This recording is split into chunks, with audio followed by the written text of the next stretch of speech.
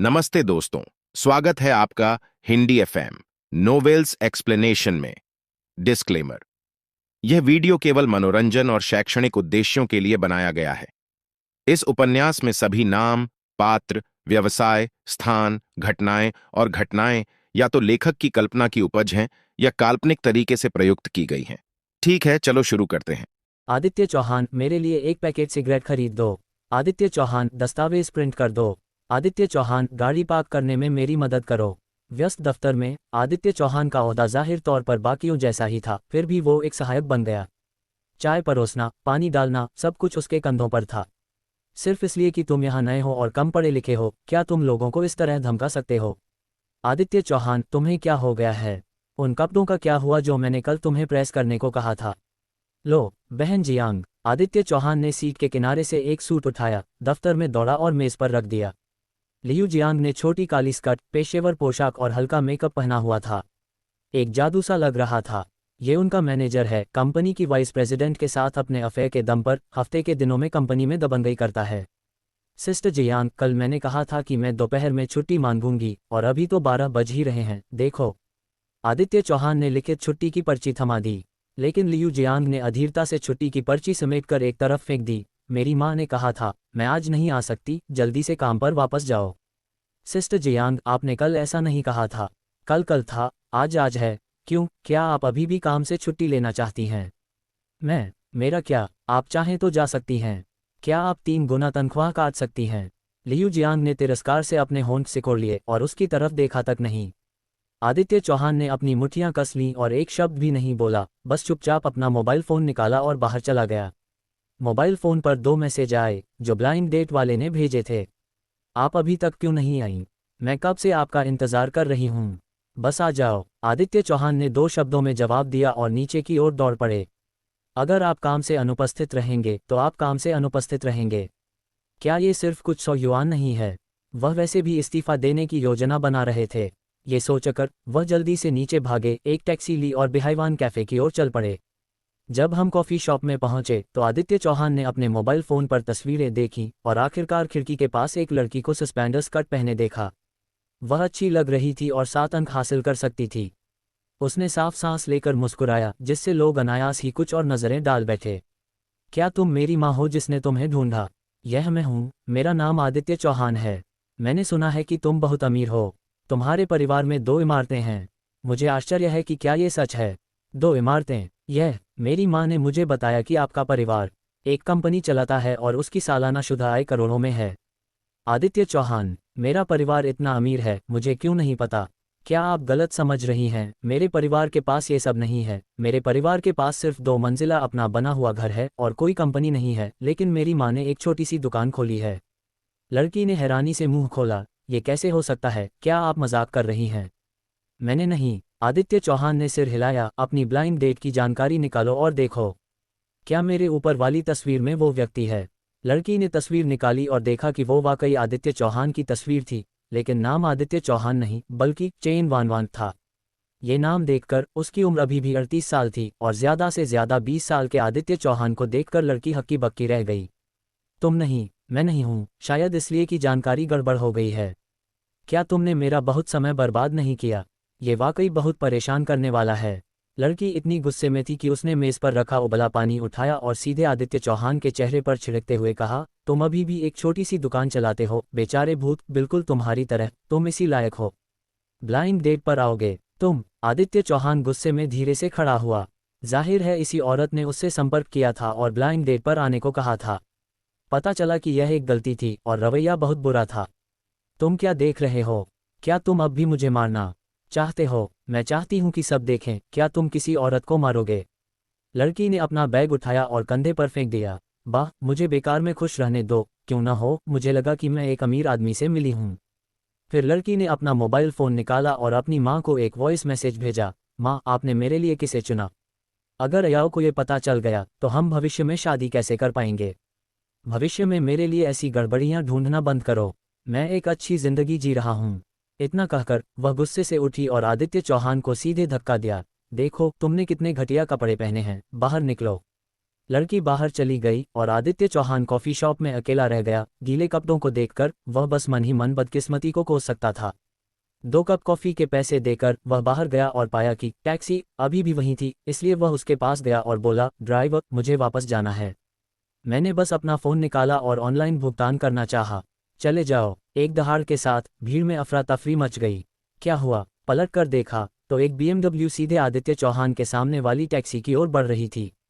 Horn की आवाज़ के साथ सड़क पर तेजी से आती BMW ने एक धमाका किया। टैक्सी चकनाचूर हो गई और कार का पिछला हिस्सा आदित्य चौहान की जोरदार टक्कर से उछल गया। आदित्य चौहान सीधे बाहर जा गिरा। बनाया, ये वास्तव में रास्ते में है। एक युवक BMW से नीचे उतरा, कसम खाता हुआ आदित्य चौहान की ओर बढ़ा और उसके पेट पर पैर रखा। मेरी प्रेमिका को चूमने की हिम्मत करो, मैं बहुत अधीर हूँ। मुझे एक व्यभिचारी पहनने के लिए कहो, मैं तुम्हें मार डालूंगा। उसके पूरे शरीर में तेज दर्द फैल गया। आदित्य चौहान ने अपना शरीर झुका लिया और जमीन पर लेट गया। ये स्पष्ट रूप से बहुत दर्दनाक है, लेकिन खालीपन की भावना है जो चेतना में दिखाई देती है। एक पल के लिए वह समझ नहीं पाया कि क्या हुआ। अपने दांतों को कसकर पीसते हुए उसने अपने दिमाग में अजीब चीजों से छुटकारा पाने की बहुत कोशिश की, लेकिन उसने एक ठंडी डिंग डोंग ध्वनि सुनी। चयन पूरा हो गया है और मैंने सफलतापूर्वक प्राप्त कर लिया है। पृष्ठभूमि 1। रियल एस्टेट टाइकून रजत भारद्वाज जीवन मरण का दोस्त है। यह आवाज क्या है? मुझे लगता है कि अभी अभी किसी कार ने टक्कर मारी है। कोई मुझे अभी मार रहा है। आखिर क्या हुआ? मैं मारा तो नहीं जाऊंगा। मारना बंद करो। अरे अरे, तुम लोगों में कैसी नफरत है? अगर मारते रहोगे तो मर जाओगे। लोगों के एक समूह ने आदित्य चौहान को घेर लिया। इशारा करते रहे, लेकिन किसी की हिम्मत नहीं हुई आगे बढ़ने की। गिफ्ट पैकेज लोडेड है, आपको मिलता है। अंतिम लड़ाई तकनीक। इस आदमी की कमर टूट गई लगती है और खून बहता रहता है। अयाओ, मुझे अब और मत मारो। अगर तुमने फिर मारा तो मैं तुम्हें मार डालूंगा। डिंग। बैकग्राउंड 2 सक्रिय करें। वनलोक शहर का पहला परिवार, बैंकर का एकमात्र पुरुष। आदित्य चौहान ने महसूस किया कि उसकी कमर में दर्द तेज हो गया है और खून बहता रहा और उसका पूरा शरीर गिरने वाला था। वह चिल्लाना चाहता था, लेकिन दर्द के कारण वह सांस नहीं ले पा रहा था और वह आवाज भी नहीं कर पा रहा था। उसकी आंखें भी खून से लथपथ थीं और वह पीटने वाले आदमी का चेहरा भी नहीं देख पा रहा था। रुको, तुम क्या कर रहे हो? बेटे, क्या तुम ठीक हो? डिंग। बैकग्राउंड 3 सक्रिय करें। चीनी बिजनेस जीनियस तनिषा वर्मा के मंगेतर। डिंग। बैकग्राउंड 4 सक्रिय करें। आइडल सिंगर का अफवाह प्रेमी। अंतिम अधिसूचना ध्वनि समाप्त हो गई और अनगिनत कारों की गर्जना सड़क से आई। पूरी गली में जहां जमीन का हर इंच महंगा है, समय एक पल में रुक गया। काले सूट में अनगिनत अंगरक्षक ज्वार की तरह बह गए। आसपास की भीड़ भी इस क्षण चीख कर भाग गई। आसपास की भीड़ तितर बितर हो गई और काले सूट में अनगिनत अंगरक्षक ज्वार की तरह बह गए। हमलावर सहित आदित्य चौहान को समूहों ने घेर लिया था। सभी खतरनाक पुरुषों। तनिषा वर्मा भीड़ से बाहर निकली और आदित्य चौहान को देखा, जो जमीन पर बेहाल और डरावने भाव से पड़ा था। तनिषा वर्मा की आवाज के साथ सफेद कपड़ों में कई मेडिकल स्टाफ ने तरह तरह के उपकरण नीचे कर दिए। 10 सेकंड बाद दिल की धड़कन सामान्य है, शरीर का तापमान सामान्य है, रीढ़ की हड्डी में दरार है और एक छेद है। मेडिकल स्टाफ ने कदम दर कदम जांच की। आसपास और भी लोग आ गए। सड़कों पर तरह तरह की लग्जरी कारें खड़ी थीं। ये कौन है? Tanisha Verma, business genius Tanisha Verma. और गली के प्रवेश द्वार पर देखो, वह आदमी जो अभी अभी बस से उतरा है। अरे, मैंने किसे देखा? रजत भारद्वाज, सबसे मशहूर रियल एस्टेट टाइकून। वह यहाँ क्यों आ गया? सड़क पर विस्मय की चीखें गूंज उठीं और देखने वालों की आंखें चौड़ी हो गईं। किसी को भी समझ नहीं आ रहा था कि अचानक इतने सारे डरावने बड़े बड़े लोग यहाँ क्यों आ गए और वे सब एक बूढ़े से दिखने वाले युवक को घेर लिए। क्या इस तरह का इंसान, जो भीड़ में फेंक दिए जाने पर गायब हो जाएगा, सबसे आम ऑफिस कर्मचारी नहीं होना चाहिए? मिस हान, क्या मेरा भाई ठीक है? रजत भारद्वाज आक्रामक अंगरक्षकों के एक समूह के साथ आया। उसने जगह घेर ली। उसकी आंखें इधर उधर घूम रही थीं। उसकी आवाज़ ठंडी और जानलेवा थी। मुझे समझ नहीं आ रहा कि आज क्या हुआ। नहीं जा सकता। जिस आदमी ने पहले आदित्य चौहान को अपनी कार से टक्कर मारी थी, वह इतना डर गया था कि उसका सिर सुन्न हो गया था। उसने क्या देखा? तनिषा वर्मा, रजत भारद्वाज, ये दोनों वाकई ऐसे किरदार हैं जो पैर पटक पटक कर वरणलोक को 3 बार हिला देते हैं। इनमें से कोई भी उसे अपनी एक उंगली से कुचलकर मार सकता था, लेकिन यहाँ एक ऐसा किरदार अचानक प्रकट हो गया। लगता है ये सब जमीन पर पड़े इस मामूली से नौजवान के लिए हैं। ये कैसे हो सकता है? उसे बिल्कुल यकीन नहीं हो रहा था। ये सच था। वही था, उसने टक्कर मारी। इससे हमारा कोई लेना देना नहीं है। हाँ, अभी मैं इस छोटे भाई के लिए बोल रहा था, लेकिन यह आदमी अंधाधुंध मुझे भी पीटना चाहता था। लोगों के एक समूह ने गवाही दी, जिससे उसे टक्कर मारने वाले व्यक्ति का चेहरा पीला पड़ गया।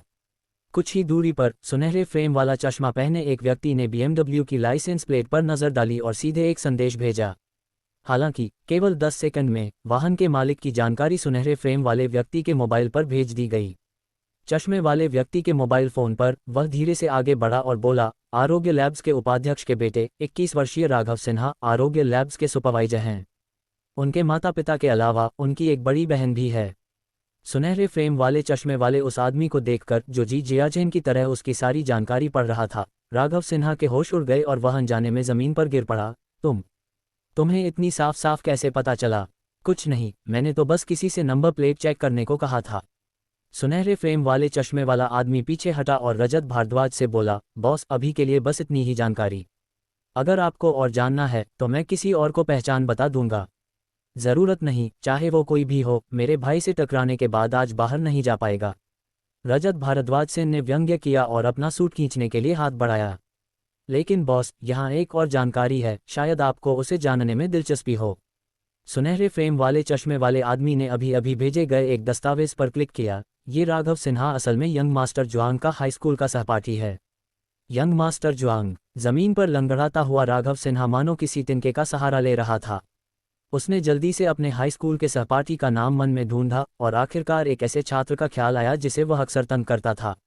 आदित्य चौहान। क्या ये वही हो सकता है? राघव सिन्हा ने डर के मारे अपना सिर नीचे कर लिया, ध्यान से पहचाना और आखिरकार आदित्य चौहान की आकृति में कुछ अपनापन सा महसूस किया।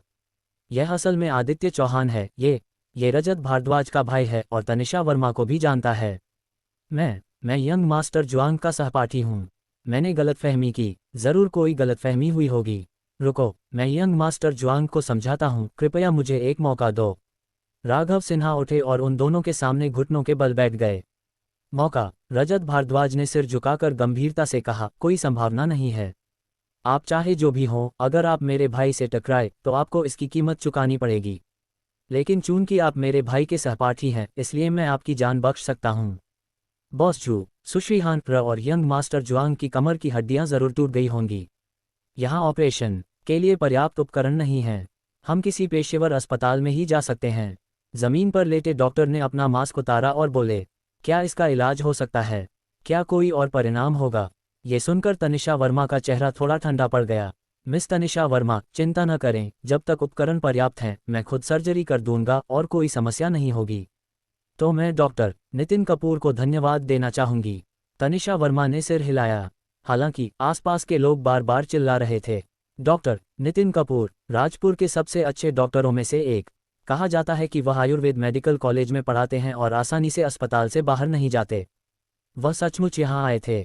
ये वही है। 8 साल पहले अरबों खरबों की संपत्ति वाले एक अमीर आदमी ने डॉक्टर नितिन कपूर को अपना निजी डॉक्टर बनने के लिए 500 करोड़ सालाना की ऊंची कीमत की पेशकश की थी, लेकिन डॉक्टर नितिन कपूर ने मना कर दिया। सबने घबराकर हाँफते हुए कहा और तनिषा वर्मा को अपने सामने देखकर और भी डर गए। मिस तनिषा वर्मा, पहले जुआंग शाओ को ले चलते हैं। डॉक्टर नितिन कपूर ने मास्क पहना और हाथ हिलाया और मेडिकल स्टाफ ने तुरंत और सावधानी से आदित्य चौहान को स्ट्रेचर पर लिटाया और एम्बुलेंस में धकेल दिया। हॉर्न की आवाज के साथ एम्बुलेंस तेजी से चल पड़ी। तनिषा वर्मा ने इशारा किया और एक प्रमुख अंगरक्षक ने आकर कहा, मिस, ठीक है, अपने आधे कर्मचारियों को आदित्य चौहान पर नजर रखने के लिए ले जाए और उसे कोई दुर्घटना न होने दीजिए। तनिषा वर्मा ने कहा। अंगरक्षक के प्रमुख ने भारी स्वर में सिर हिलाया। मिस, चिंता न करें, मैं यंग मास्टर जुआंग को अब और कोई नुकसान नहीं होने दूंगा। फिर वह लोगों के एक समूह का नेतृत्व करते हुए एम्बुलेंस के पीछे चल पड़ा। राघव सिन्हा, जो अभी भी जमीन पर सिर झुकाए बैठे थे, उनकी तरफ किसी ने ध्यान नहीं दिया। तनिषा वर्मा ने रजत भारद्वाज की तरफ मुड़कर कहा, पहले पीछे हटो, मैं यहाँ का मामला संभाल लूंगी। ये कैसे हो सकता है? आदित्य चौहानई और मैं तो जिंदगी मरण के साथी हैं। उसे क्या हुआ? तुमने मुझे वापस जाने दिया। रजत भारद्वाज ने ठंडी सांस ली, लेकिन तनिषा वर्मा का ठंडा चेहरा देखकर उन्होंने आखिरकार सिर हिला दिया। जमीन पर लेटे राघव सिन्हा को देखते हुए रजत भारद्वाज ने शरारती अंदाज में मुस्कुराया, मुड़कर एक लग्जरी कार में बैठ गया। तनिषा वर्मा के सामने उसने कुछ नहीं कहा, लेकिन इसका मतलब ये नहीं था कि वो कुछ नहीं कर सकता था। थोड़ी देर चुपचाप बैठने के बाद सुनहरे चश्मे वाला आदमी कार के पीछे चला गया। रजत भारद्वाज ने बाहर देखा और शांति से कहा, कोई तो संभालेगा। चिंता मत करो बॉस झू, मैं समझ गया। एक साधारण बातचीत के बाद लग्जरी कारों की एक कतार आखिरकार चली गई। इन लोगों के जाने के बाद जमीन पर घुटनों के बल बैठे और प्रणाम करते हुए राघव सिन्हा का फोन बज उठा। फोन उठाते ही उसने अपनी मां को रोते हुए सुना, वापस आकर देख लो, तुम्हारे पिता की शेयर कंपनी, जो पहले आसमान छू रही थी, में गंभीर गुणवत्ता की समस्याएं थीं और बड़ी संख्या में निवेशकों ने अपनी पूंजी निकाल ली थी, जिससे उथल पुथल मच गई और कंपनी डूब गई। कुछ ही समय में ये कंपनी डूब गई और अचानक करोड़ों का नुकसान हुआ। तुम्हें पता होना चाहिए कि यह तुम्हारे पिता से उधार लिया गया पैसा है और परिवार दिवालिया हो गया है। क्या शेयर अचानक गिर गए और तुम्हें करोड़ों का नुकसान हुआ? राघव सिन्हा, जिसके माथे पर अभी भी खून लगा हुआ था, वहीं जम गया और पागलों की तरह चिल्लाया, मेरा परिवार दिवालिया हो गया है। करोड़ों? दिवालिया? दिवालिया? तनिषा वर्मा एक पल के लिए चुप रहीं, बिना कुछ बोले अपनी लग्जरी कार में बैठीं और अस्पताल की ओर चल दीं। सड़क पर सिर्फ राघव सिन्हा सिर झुकाए रो रहे थे। अस्पताल में आदित्य चौहान बिस्तर पर लेटा था, लेकिन अब उसे कोई दर्द महसूस नहीं हो रहा था। बैकग्राउंड सिस्टम पहले से चालू था, न सिर्फ 4 बैकग्राउंड मिले, बल्कि एक गिफ्ट बैग भी मिला, जिससे उसे कुछ अल्टीमेट फाइटिंग टेक्निक इनाम में मिली और साथ ही उसे अपनी काया मजबूत करने में भी मदद मिली। आखिरकार, मजबूत काया के बिना कोई अल्टीमेट फाइटिंग टेक्निक नहीं होती। शरीर में गर्माहट महसूस करते हुए आदित्य चौहान ने अपने शरीर में एक खास बदलाव महसूस किया। वह जल्दी से उठना चाहता था, लेकिन उसने देखा कि उसके बगल में एक नर्स खड़ी है, जिसका चेहरा और कद काठी अच्छी है और वह कम से कम 8 अंक हासिल कर सकती है, जिसकी उसने पहले कभी उम्मीद भी नहीं की थी। लेकिन अब खूबसूरत नर्स ने धीरे से मुस्कुराते हुए कहा, मास्टर जुआंग, क्या आप जाग रहे हैं? मेरा नाम ट्रैंक्विलिटी है, आप मुझे अजिंग कह सकते हैं। मिस तनिषा वर्मा ने मुझे यहाँ आपकी देखभाल करने का आदेश दिया है। अगर आपको किसी चीज़ की ज़रूरत हो तो आप मुझे बता सकते हैं। तनिषा वर्मा, चारों पृष्ठभूमियों में से एक उनकी मंगेतर तनिषा वर्मा लगती हैं। व्यापार जगत में यह एक जाना माना चमत्कार है। उनकी उम्र सिर्फ 20 साल से कम है, लेकिन उन्होंने एक विशाल व्यापारिक साम्राज्य को सहारा दिया है। कहते हैं कि यह पृष्ठभूमि साधारण नहीं होती और आदित्य चौहान जैसे स्तर के लोग इसके बारे में जान ही नहीं पाते। मुझे थोड़ी भूख लगी है, क्या तुम मेरे लिए कुछ खाने को ला सकते हो? आदित्य चौहान ने हिचकिचाते हुए पूछा। ट्रैंक्विलिटी ने धीरे से मुस्कुराते हुए बाहर निकलकर सूचना दी। लगभग 10 मिनट में लोग तरह तरह के चिड़िया के घोंसलों का दलिया, समुद्री भोजन का दलिया और कुछ महंगी चीज़ें लेकर आ गए, जो हफ्ते के दिनों में देखने को नहीं मिलती।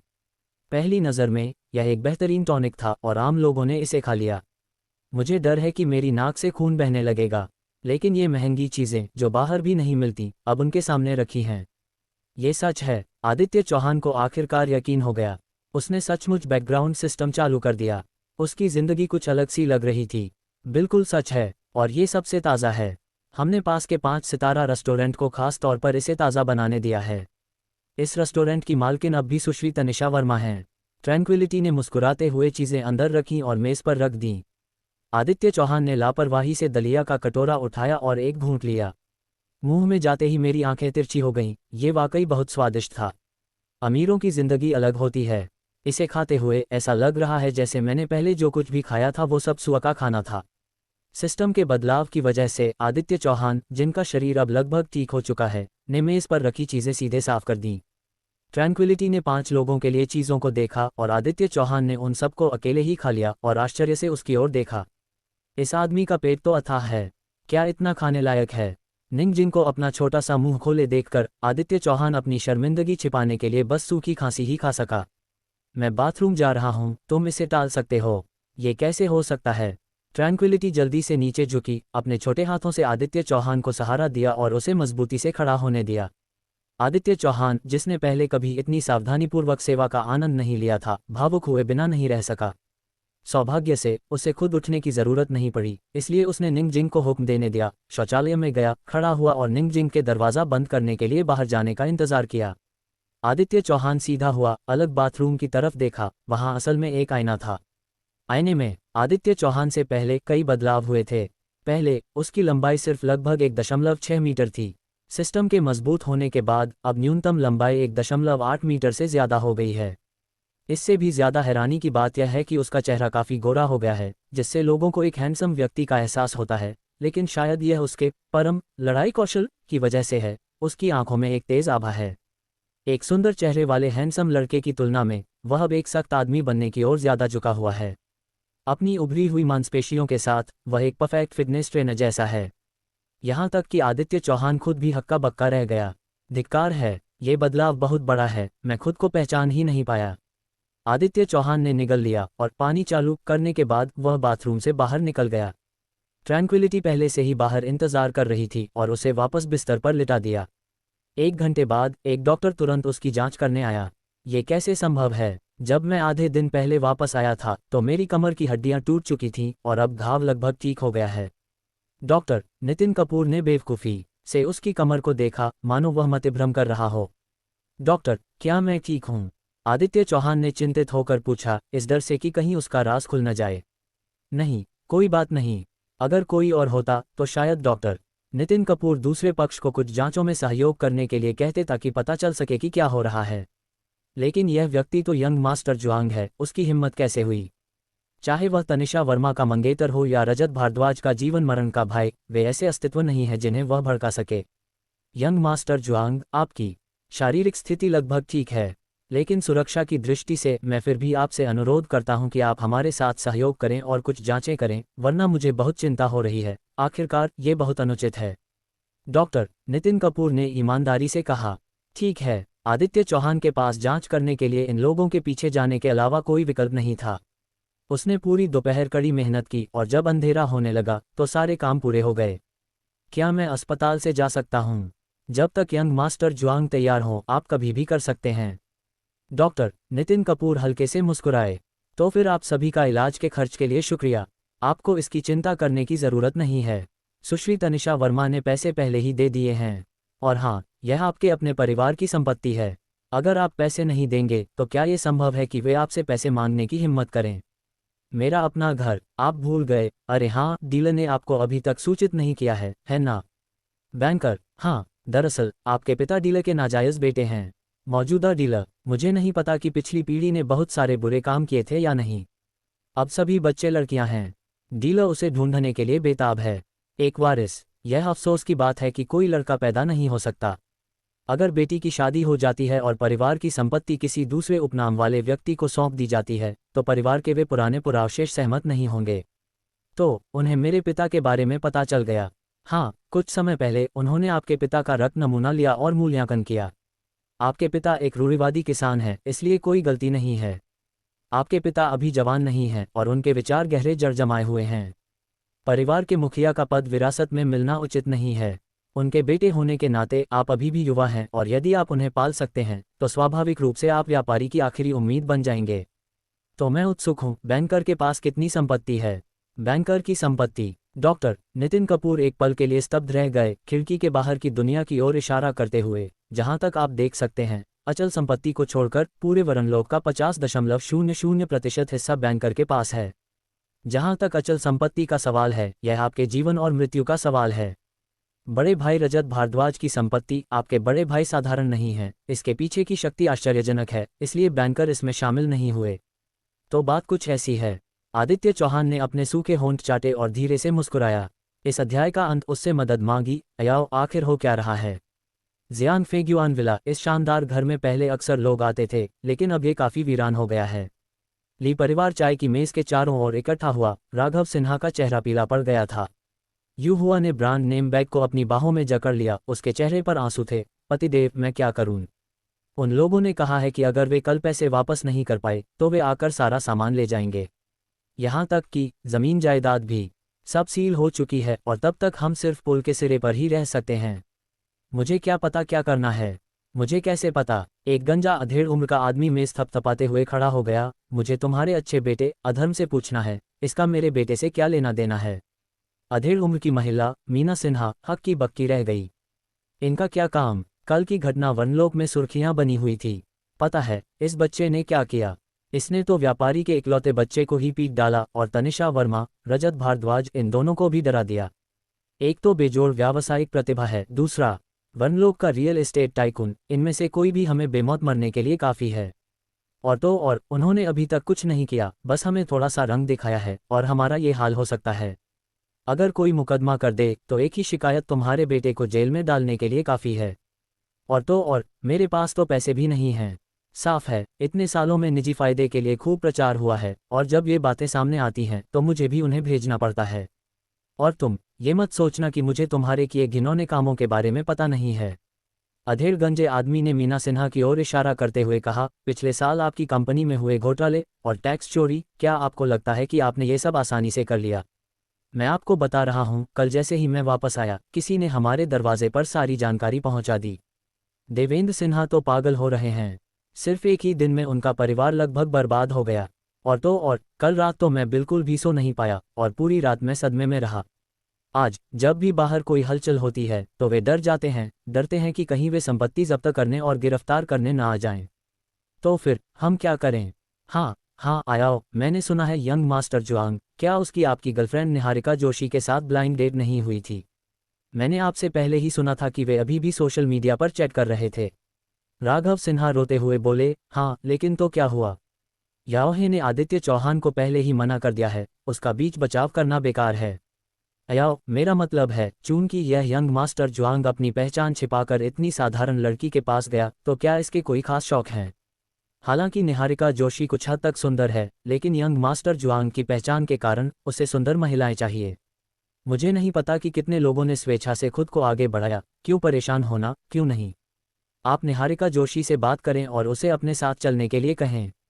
हाँ हाँ, राघव सिन्हा ने मानो तिनके का सहारा लिया हो, उसकी आंखें चौड़ी हो गईं। मैं तुरंत याओहे को ढूंढने जा रहा हूँ, वह मेरी मदद जरूर करेगी, सब उसकी वजह से ही मैं ऐसा बना हूँ।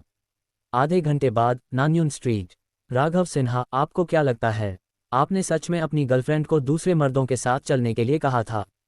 क्या आप पागल हैं? निहारिका जोशी 2 चोटियों वाली दुबली पतली हैं, लेकिन उनका नाजुक अंडाकार चेहरा लोगों को एक तरह का ज़ियाओ एहसास देता है। याओहे, तुमसे पहले क्या तुम जुआंग शाओ से संपर्क करने नहीं गई थी? तुम्हें भी इस बारे में सोचना चाहिए। तुम्हें पता होना चाहिए कि जुआंग शाओ जुआंग परिवार का इकलौता अंकुर है और रजत भारद्वाज जैसा एक बड़ा भाई भी है जो गौशन की पूजा करता है। अगर तुम उसका अनुसरण कर सको तो पूरे वरनलोक में तुम्हें कुछ भी नहीं मिलेगा। राघव सिन्हा ने निहारिका जोशी का हाथ पकड़ लिया और विनती करते हुए कहा, मुझे पता है, लेकिन वह शर्मिंदा था। वह पहले तो बस मजाक कर रहा था। और हाँ, तनिषा वर्मा के होते हुए अगर मैं आदित्य चौहान से संपर्क करने जाऊंगी तो क्या वह मुझे मार डालेगी? निहारिका जोशी ने संकोची होने का नाटक किया, लेकिन थोड़ा डरी हुई भी। राघव सिन्हा चिंतित हो गए। याओहे, तुम बेवकूफ़ हो क्या? उस अमीर परिवार की दूसरी पीढ़ी को परवाह नहीं है। तुम्हें एक सामान्य पत्नी होने की इजाज़त नहीं है। क्या तुम मुझे रखेल बनने के लिए कह रही हो? तुम पागल हो। निहारिका जोशी, बेशर्म मत बनो, तुम्हें रखेल बनाना अच्छा होगा। देखो न यंग मास्टर जुआंग कौन है। अगर तुम मुंह पर चढ़ भी जाओगी तो मानो पूर्वजों की कब्र से धुआं निकल रहा हो। तुम निहारिका जोशी की आंखें गुस्से से लाल हो गईं। लेकिन जरा सोचो, हाँ, अगर वह आदित्य चौहान के पास चढ़ गया, भले ही वह प्रेमी बन जाए, तो उसे जीवन भर कोई चिंता नहीं रहेगी। अगर मैं तुमसे प्यार नहीं करती तो मैं ऐसा नहीं करती। निहारिका जोशी ने होंठ सिकोड़े और कहा, मैं आज रात यंग मास्टर जुआंग से संपर्क करूंगी। अगर ऐसा हुआ तो मैं तुम्हारी अच्छी बात कहूंगी। ठीक है याओहे, सब तुम पर निर्भर है। इधर आदित्य चौहान अभी अभी अस्पताल से निकला था और टैक्सी लेने से पहले ही उसने लोगों के एक बड़े समूह को अपनी ओर दौड़ते देखा। अगर इन लोगों के सूट और चमड़े के जूते न होते तो उनमें से कई चश्मा पहने होते। उसे लगा कि उसने किसी को नाराज कर दिया है और उसे टुकड़े टुकड़े कर देना चाहता था। युवा मास्टर जुआंग, आपने हमें यह नहीं बताया कि आपको अस्पताल से छुट्टी क्यों मिली। लोगों का एक समूह अचंभित होकर चापलूसी भरे चेहरे के साथ आगे बढ़ा और आदित्य चौहान का हाथ थाम लिया। आदित्य चौहान ने तुरंत पहचान लिया कि नेता असल में मनोज चौहान थे, होटल उद्योग के एक दिग्गज जो कई बार टीवी पर आ चुके थे। जब आदित्य चौहान ने इस आदमी को पहले टीवी पर अमीर बनने और लोगों को अमीर बनने की शिक्षा देने की बातें करते देखा था तो उन्हें बहुत ईर्ष्या हुई थी। अगर वह उनके जैसा बन पाता तो कितना गौरवशाली होता। अब यह महान व्यक्ति उनके सामने कितनी विनम्रता से चेहरे पर चापलूसी भरे भाव के साथ खड़ा है। युवा मास्टर जुआंग, हम आपको कुछ खास देने आए हैं।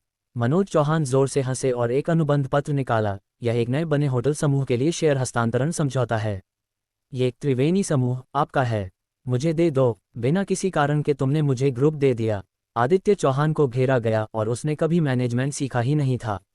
युवा मास्टर जुआंग, मनोज चौहान ने अर्थपूर्ण ढंग से उसके हाथ की पीठ थपथपाई। ये तुम्हारे परिवार ने तुम्हारे लिए तैयार किया है ताकि तुम प्रबंधन सीख सको और भविष्य में तुम्हारे लिए बहुत सारी संपत्तियां इंतजार कर रही होंगी।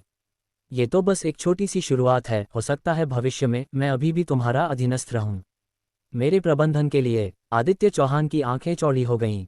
अगर उसे ठीक से याद था तो त्रिवेणी समूह का बाजार मूल्य से मिलियन था और इसका इस्तेमाल उसे प्रबंधन सिखाने के लिए किया गया था।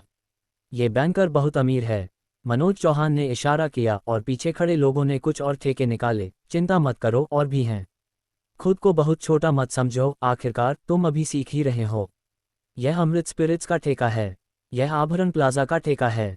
और ये 5 ठेके निकालकर आदित्य चौहान के हाथों में रख दिए गए। उसकी आंखें सीधी हैं। इन सबको जोड़कर मुझे डर है कि ये 3-4 अरब होंगे, तो बस उसे दे दूं। अब से इन उद्योगों का सारा मुनाफा इसी कार्ड में जाएगा और सारे शेयर तुम्हारे नियंत्रण में होंगे। आदित्य चौहान के हाथ में एक काले सुनहरे किनारे वाला कार्ड रखा गया। उसने उसे लिया और अपने हस्ताक्षर कर दिए। वहीं खड़े खड़े ऐसा लग रहा था जैसे अभी तो बस एक जन्म बाकी है। यंग मास्टर जुआंग, यंग मास्टर जुआंग। वहां बेवकूफ़ी से खड़े आदित्य चौहान को देखकर मनोज चौहान ने अपनी आंखों के सामने हाथ हिलाया। अगर तुम्हें मुश्किल लगे तो तुम महीने 2 महीने में 1-2 बार वहां जा सकते हो। तुम्हें लोगों को जानना और उनका अच्छा इस्तेमाल करना सीखना होगा। खुद करने के बजाय तुम किसी ऐसे व्यक्ति को ढूंढ सकते हो जो तुम्हें इसे संभालने में मदद करे। तुम्हें बस आदेश देने और ये तय करने की ज़रूरत है कि कहाँ जाना है। ओहो हो, आदित्य चौहान आखिरकार होश में आया और कुछ हल्की फुल्की हंसी के बाद उसने मुस्कुराते हुए कहा, अब से मैं ये सब संभालूंगा, है ना? मैं जो चाहूँ कर सकता हूँ। अगर मैं पैसे गंवा दूं तो क्या होगा? पैसे गंवा रहे हो? हा, यंग मास्टर जुआंग मजाक कर रहे थे। अगर तुम कर्ज में हो भी तो कोई बात नहीं। तुम्हारा परिवार वक्त आने पर सब संभाल लेगा। ठीक है। आदित्य चौहान ने सिर हिलाया, 5 साइन किए हुए कॉन्ट्रैक्ट लिए और सड़क किनारे खड़ी टैक्सी की तरफ हाथ हिलाया। ओह, मेरी याददाश्त तो देखो। मनोज चौहान ने माथा पीटते हुए कहा, कल मिस्टर जुआंग वेनचांग ऑटो शो में जाना और अगर तुम्हें कोई गाड़ी पसंद आए तो बस मेरे नाम बता देना, कोई उसे वहीं पर अरेंज कर देगा। मैं उसे तुम्हारे लिए चला दूंगा। इतना अच्छा? आदित्य चौहान को हैरानी हुई, फिर उसने धीरे धीरे इस तरह की जिंदगी को स्वीकार कर लिया। बाद में मनोज चौहान ने आदित्य चौहान को अपनी तरफ खींचा और उसकी चापलूसी की, जिसने उसे चकित कर दिया, क्योंकि उसने पहले कभी ऐसी चीजों का आनंद नहीं लिया था। यंग मास्टर जुआंग का स्वभाव लाजवाब है। उनके फिगर को देखते हुए अगर वो किसी बॉडी बिल्डिंग प्रतियोगिता में भी हिस्सा लें तो भी नंबर 1 जरूर जीतेंगे। बोलते बोलते उन्हें आदित्य चौहान की बेचैनी समझ आ गई। मनोज चौहान, जो लोगों की पहचान करना जानता है, तुरंत चिल्लाया, देर हो रही है, वरना यंग मास्टर जुआंग, मैं किसी को तुम्हें वापस ले जाने के लिए कहूंगा। ज्यादा चापलूसी सुनने से बोरियत महसूस होगी। आदित्य चौहान के मान जाने के बाद मनोज चौहान की व्यवस्था के तहत एक लिंकन का विस्तारित संस्करण वहां आ गया। अंदर जाकर देखा तो अंदर एक मेज थी और खुले कपड़ों में 2 लड़कियां अंदर खड़ी थीं और सम्मान से झुककर कह रही थीं, नमस्ते यंग मास्टर जुआंग। नमस्ते। आदित्य चौहान ने कार के अंदर की सजावट पर नजर डाली और वो दंग रह गया। वाकई अमीरों की जिंदगी कितनी सादगी भरी होती है। मास्टर जूंग, क्या आप पीना चाहेंगे? गाड़ी में बैठने से ठीक पहले मिस्टर को ने आपके लिए युआन से ज्यादा कीमत की रेड वाइन की एक बोतल खुलवाने के लिए किसी का इंतजाम किया है। 1 लाख से ज्यादा? कश, तो थोड़ा सा आ जाओ। सच कहूं तो आदित्य चौहान ने युआन से ज्यादा वाइन नहीं पी है, कैसा लगता है? लेकिन आदित्य चौहान, जो ज्यादा नहीं पीता, उसके लिए युआन से ज्यादा वाइन पीना आम वाइन से अलग नहीं लगता। अगर सच में, बस मुंह में एक अलग ही मीठी खुशबू और मिठास रह जाती है। डी आदित्य चौहान का मोबाइल वाइब्रेट हुआ और उसने मोबाइल निकाला। ये वही लड़की थी जिससे उसने पहले बात की थी, यानी कॉफ़ी शॉप वाली लड़की जिसने आदित्य चौहान को ठंडे चेहरे से छींटे मारे थे। इसी लड़की की वजह से आदित्य चौहान की पिटाई हुई थी। भाई आदित्य चौहान, कहाँ हो? गाड़ी पर। उसने कल तुम्हारे चेहरे पर पानी के छींटे मारे थे, तुम्हें फर्क नहीं पड़ता? उस वक्त तो वो बस मजाक कर रहा था, पर कल रात मुझे याद आया मजाक कुछ ज्यादा ही हो गया था, इसलिए मैं अपने भाई से माफ़ी मांगने आई हूँ। ओह, क्या? भाई को यकीन नहीं हो रहा। कैसा रहेगा बाहर आकर मिलने का? मैं जायका लाउंज में तुम्हारा इंतजार करूंगी। जायका लाउंज एक अपेक्षाकृत जाना माना वेस्टर्न रेस्टोरेंट है। आदित्य चौहान को इसके बारे में और कहीं नहीं पता। ये वनलोक के सबसे बेहतरीन रेस्टोरेंट्स में से एक ज़रूर है। कीमत थोड़ी ज़्यादा है, लेकिन मैंने सुना है कि सर्विस और स्वाद लाजवाब हैं। छोड़ो भी, दुनिया में बहुत सी अच्छी लड़कियां हैं, मैं आगे से कुकोल नहीं बनना चाहती। एक बॉयफ्रेंड तो ब्लाइंड डेट पर भी आ गया था। जब से आदित्य चौहान को इस बारे में पता चला, निहारिका जोशी को बुरा लग रहा था। सीधे अनब्लॉक करने के बाद आदित्य चौहान ने वीडियो सॉफ्टवेयर चालू किया और वीडियो देखने चले गए। जायका लाउंज वेस्टर्न रेस्टोरेंट में एक अच्छे कपड़े पहने लड़की ने मेज पर रखे पानी के गिलास को जमीन पर गिरा दिया और गालियां देते हुए बोली, कमीने, कमीने, तुमने मुझे डांटा भी था और तुमको कोल्ड वाले कपड़े भी नहीं पहनना चाहते। मुझे यकीन नहीं होता, यहाँ कोई मर्द नहीं होते। तुम बदतमीज नहीं हो। जब मैं तुम्हें पकड़ूंगी तो तुम्हारे घर में कोहराम मचा दूंगी, तुम्हारे सारे पैसे उड़ा दूंगी। मिस, खाना तैयार है। एक वेटर चेहरे पर एक विनम्र मुस्कान लिए आया। क्या? निहारिका जोशी चौंक गईं और लापरवाही से मेज पर रखे बिल पर नजर डाली। आदित्य चौहान को बुलाने के लिए उन्होंने ढेर सारे व्यंजन ऑर्डर किए। यहाँ का खाना बहुत महंगा है, साधारण खाने की कीमत कई हजार में होती है। और उन्होंने जो ऑर्डर किया था वह सबसे महंगा था। तार्किक रूप से कहें तो आदित्य चौहान के आने के बाद उन्होंने खाने के पैसे जरूर दिए होंगे। लेकिन अब रुको, मेरा दोस्त अभी तक नहीं आया है। ठीक है मिस, अगर आपको खाना परोसना हो तो मुझे बता दीजिएगा। ठीक है, ठीक है। वेटर के जाने के बाद निहारिका जोशी पसीने से तरबतर हो गईं और सीधे राघव सिन्हा का नंबर डायल किया। अरे राघव सिन्हा, कैसा चल रहा है? क्या आपने यंग मास्टर जुआंग से अपॉइंटमेंट ले लिया है? घर पर बैठे राघव सिन्हा ने नीलामी के लिए सामान ले जाने और प्रॉपर्टी सील करने आए कर्मचारियों को देखा और अपनी सारी उम्मीदें निहारिका जोशी पर टिका दी। नहीं नहीं, कुछ हुआ है। और मैं जायका लाउंज में हूँ, मिस्टर जुआंग नहीं आए, इसलिए मेरे पास बिल भरने के लिए पैसे नहीं हैं। चेकआउट कितना? 80,000। क्या 80,000? आपने क्या ऑर्डर किया था? क्या आप पागल हैं? मेरी सारी संपत्ति अब जब्त हो गई है और मेरे पास एक पैसा भी नहीं है। पैसे नहीं, पैसे नहीं। तुम चाहते हो कि मैं मिस्टर जुआंग के पीछे पड़ जाऊं? तुम मुझसे यहाँ क्या करवाना चाहते हो? 80,000? अपनी बुढ़िया को बेचकर मैं इसे निकाल नहीं पाऊंगी। शांत रेस्टोरेंट में निहारिका जोशी जोर से चीखी। रेस्टोरेंट में खाना खा रहे सभी कामयाब लोगों के माथे पर बल पड़ गए, लेकिन संयम के कारण वे कुछ नहीं बोले। निहारिका जोशी भी डर के मारे पसीने से तरबतर हो गईं और उन्होंने अपने आसपास खाना खा रही भीड़ पर नजर डाली। लगता है यहाँ सब अमीर लोग हैं, वह उनसे पंगा नहीं ले सकती और न ही वह उनसे पंगा लेने की हिम्मत कर सकती है। वेटर ने उसकी बात सुनी, आंखें सिकोड़ी, दरवाजे की तरफ बढ़ा और सुरक्षा गार्ड के कान में कहा, उस लड़की को देखकर मुझे शक है कि वह राजा का खाना खाना चाहती है। मैं मैनेजर को बता दूंगा। चीजें पहले ही तैयार हो चुकी हैं और परोसे जाने का इंतजार कर रही हैं।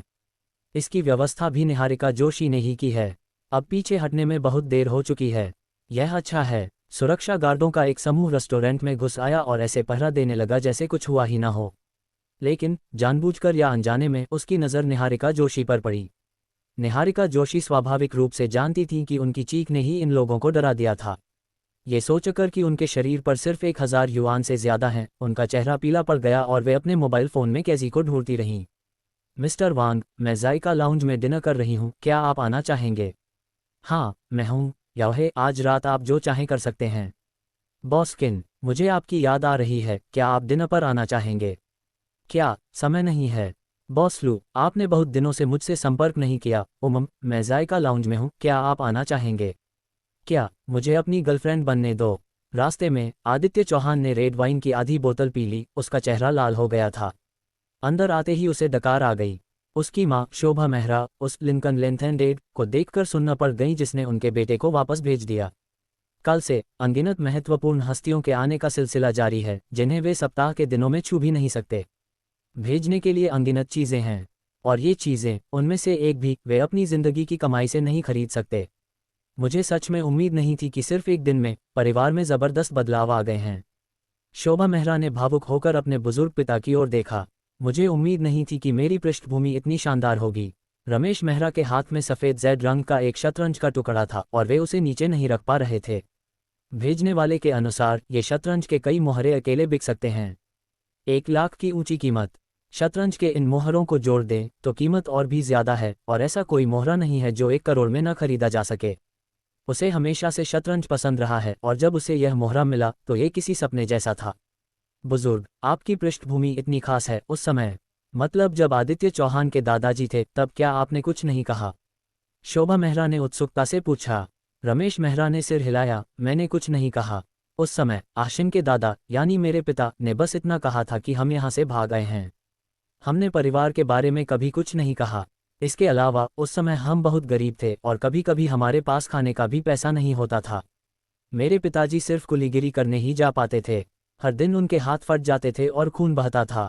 किसने सोचा होगा कि इतना साधारण इंसान अकेले काम करेगा? कुली वरनलोक का पहला परिवार होगा और पुरुष रक्त वाला एकमात्र व्यापारी। दोनों माता पिता अभी भी भावुक हैं। आदित्य चौहान ने आंखें घुमाईं। यदि पृष्ठभूमि प्रणाली सक्रिय नहीं होती तो आप दोनों अभी भी सामान्य व्यक्ति होते। कुछ आराम से खाने के बाद आदित्य चौहान कमरे में वापस चले गए और झपकी ले ली। जब उनकी आंख खुली तो उन्होंने पाया कि उनका फ़ोन लगातार हिल रहा था। क्या हो रहा है? लगता है कल रात वॉल्यूम कम था। फ़ोन खोला तो अंदर दर्जनों मैसेज थे। श्रीमान जुआंग, ये त्रिवेणी समूह की पिछले महीने की रिपोर्ट है। श्रीमान जुआंग, क्या आप आ रहे हैं? मैं आपका निजी सचिव हूँ। मास्टर जुआंग, मैं लिन शियाओयू हूँ, अमृत स्पिरिट्स का उपाध्यक्ष। क्या आप आ रहे हैं? क्या आपने मेरे द्वारा आपके लिए तैयार की गई जानकारी पढ़ी है? युवा मास्टर जुआंग, अगर आपको ये दिखाई दे तो कृपया मुझे एक संदेश भेजें। और इस साल का सारा पैसा आपके बैंक कार्ड में जमा हो गया है। कृपया रिपोर्ट पढ़ें और राशि की जांच करें कि कहीं कोई गलती तो नहीं है। बॉस जुआंग, क्या आपने वो मैसेज देखा जो उन्होंने आपको भेजा है? मैं जियाओहान हूँ, आपके न्यू वर्ल्ड शॉपिंग मॉल का डिप्टी जनरल मैनेजर। आपको अभी कुछ बड़े ब्रांड्स के आने के बारे में फैसला लेना है। क्या ये वो कंपनी है जिसके साथ आपने खुद करार किया है? उन्हें कल ही कॉन्ट्रैक्ट मिला है तो उनके पास अपनी संपर्क जानकारी भी है। ज्यादा सोचने की जरूरत नहीं, सबको पता था कि गलती मनोज चौहान की थी। छोड़ो, थोड़ा वक्त निकालो और जाकर देखो। आदित्य चौहान उठे और तानकर खड़े हो गए। बिना पढ़े मैसेज देखने के बाद उन्होंने सोशल मीडिया पर क्लिक किया और त्रिवेणी ग्रुप के प्राइवेट सेक्रेटरी, ब्रुअरी के लिन जियाओयू और आभरण प्लाजा के जियाओहान को अपने दोस्तों में जोड़ लिया। मैंने दोस्तों की मंडली ब्राउज करना शुरू किया और कुछ नज़रें डालने के बाद मुझे एक ऐसा दोस्त मंडली मिला जो जाना पहचाना लग रहा था। कल मैंने न्यू वर्ल्ड शॉपिंग मॉल में एक स्टोर के लिए बातचीत की थी, लेकिन आज मैंने अपना मन बदल लिया। मैं अपनी ईमानदारी नहीं निभा पाया और मैं बहुत गुस्से में था। पीछे गुस्से से भरे छोटे छोटे इमोटिकॉन्स भी हैं। ये काफ़ी प्यारे लग रहे हैं। ये थोड़ा जाना पहचाना सा है। मुझे यह उपनाम कुछ समय तक याद नहीं रहेगा। आदित्य चौहान ने सहजता से उत्तर दिया, क्या तुम जानते हो मैं कौन हूँ? अगर तुम अंदाज़ा लगा लो तो मैं तुम्हारे लिए रिश्ता ढूंढने में मदद करूंगा। सोशल मीडिया बंद करके वह लॉबी में आया, लेकिन उसे अपने माता पिता दिखाई नहीं दिए। क्या बात है, नाश्ता नहीं है क्या? आमतौर पर वे नाश्ता बनाएंगे। उसने सिर खुजलाया, मेज़ के पास आया, उस पर एक चिट्ठी देखी, उसे खोला और आदित्य चौहान चिल्लाया, धिक्कार है। मेरे माता पिता सच में रिश्तेदारों से मिलने गए थे। वह घर के सारे तोहफे भी ले गया। यह अपनी दौलत दिखाने के लिए वापस जाना है ना? सप्ताह के दिनों में आदित्य चौहान और उसका परिवार दूसरों की नज़र में बेचारे रिश्तेदार होते हैं।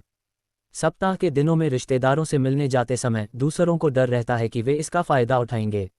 अब जब वे अमीर हो गए हैं और वे अभी भी वनलोक के पहले परिवार के बैंकर हैं, तो मुझे डर है कि वे वापस जाकर गर्व महसूस करने से खुद को नहीं रोक पाएंगे। छोड़ो, चलो कुछ खाने का इंतज़ाम करते हैं। अंडा नूडल्स का एक कटोरा पकाने के बाद आदित्य चौहान ने गरीब शब्दों के साथ नूडल्स खाते हुए एक सेल्फी मोमेंट्स में पोस्ट की। थोड़ी देर बाद किसी ने तुरंत टिप्पणी की, एक सी बॉस जुआंग मजाक कर रहे हैं, अगर आप गरीब हैं तो दुनिया में कोई अमीर नहीं होगा। जियो यूयूए, बॉस जुआंग, क्या आप जीवन का अनुभव कर रहे हैं? मुझे अमीरों की दुनिया समझ नहीं आती। जियोहान, मास्टर जुआंग, आप कंपनी में कब आएंगे? मैं आपका कब से इंतजार कर रहा हूँ। वाह टिल्ड। आदित्य चौहान ने चुपचाप जवाब दिया, बखेड़ा मत खड़ा करो, और सोशल सॉफ्टवेयर बंद करने ही वाला था कि किसी ने फिर से जवाब दिया। लेकिन आदित्य चौहान के दोस्तों के समूह को जवाब देने के बजाय ये वही जाना पहचाना उपनाम था जिस पर आदित्य चौहान ने अभी अभी टिप्पणी की थी।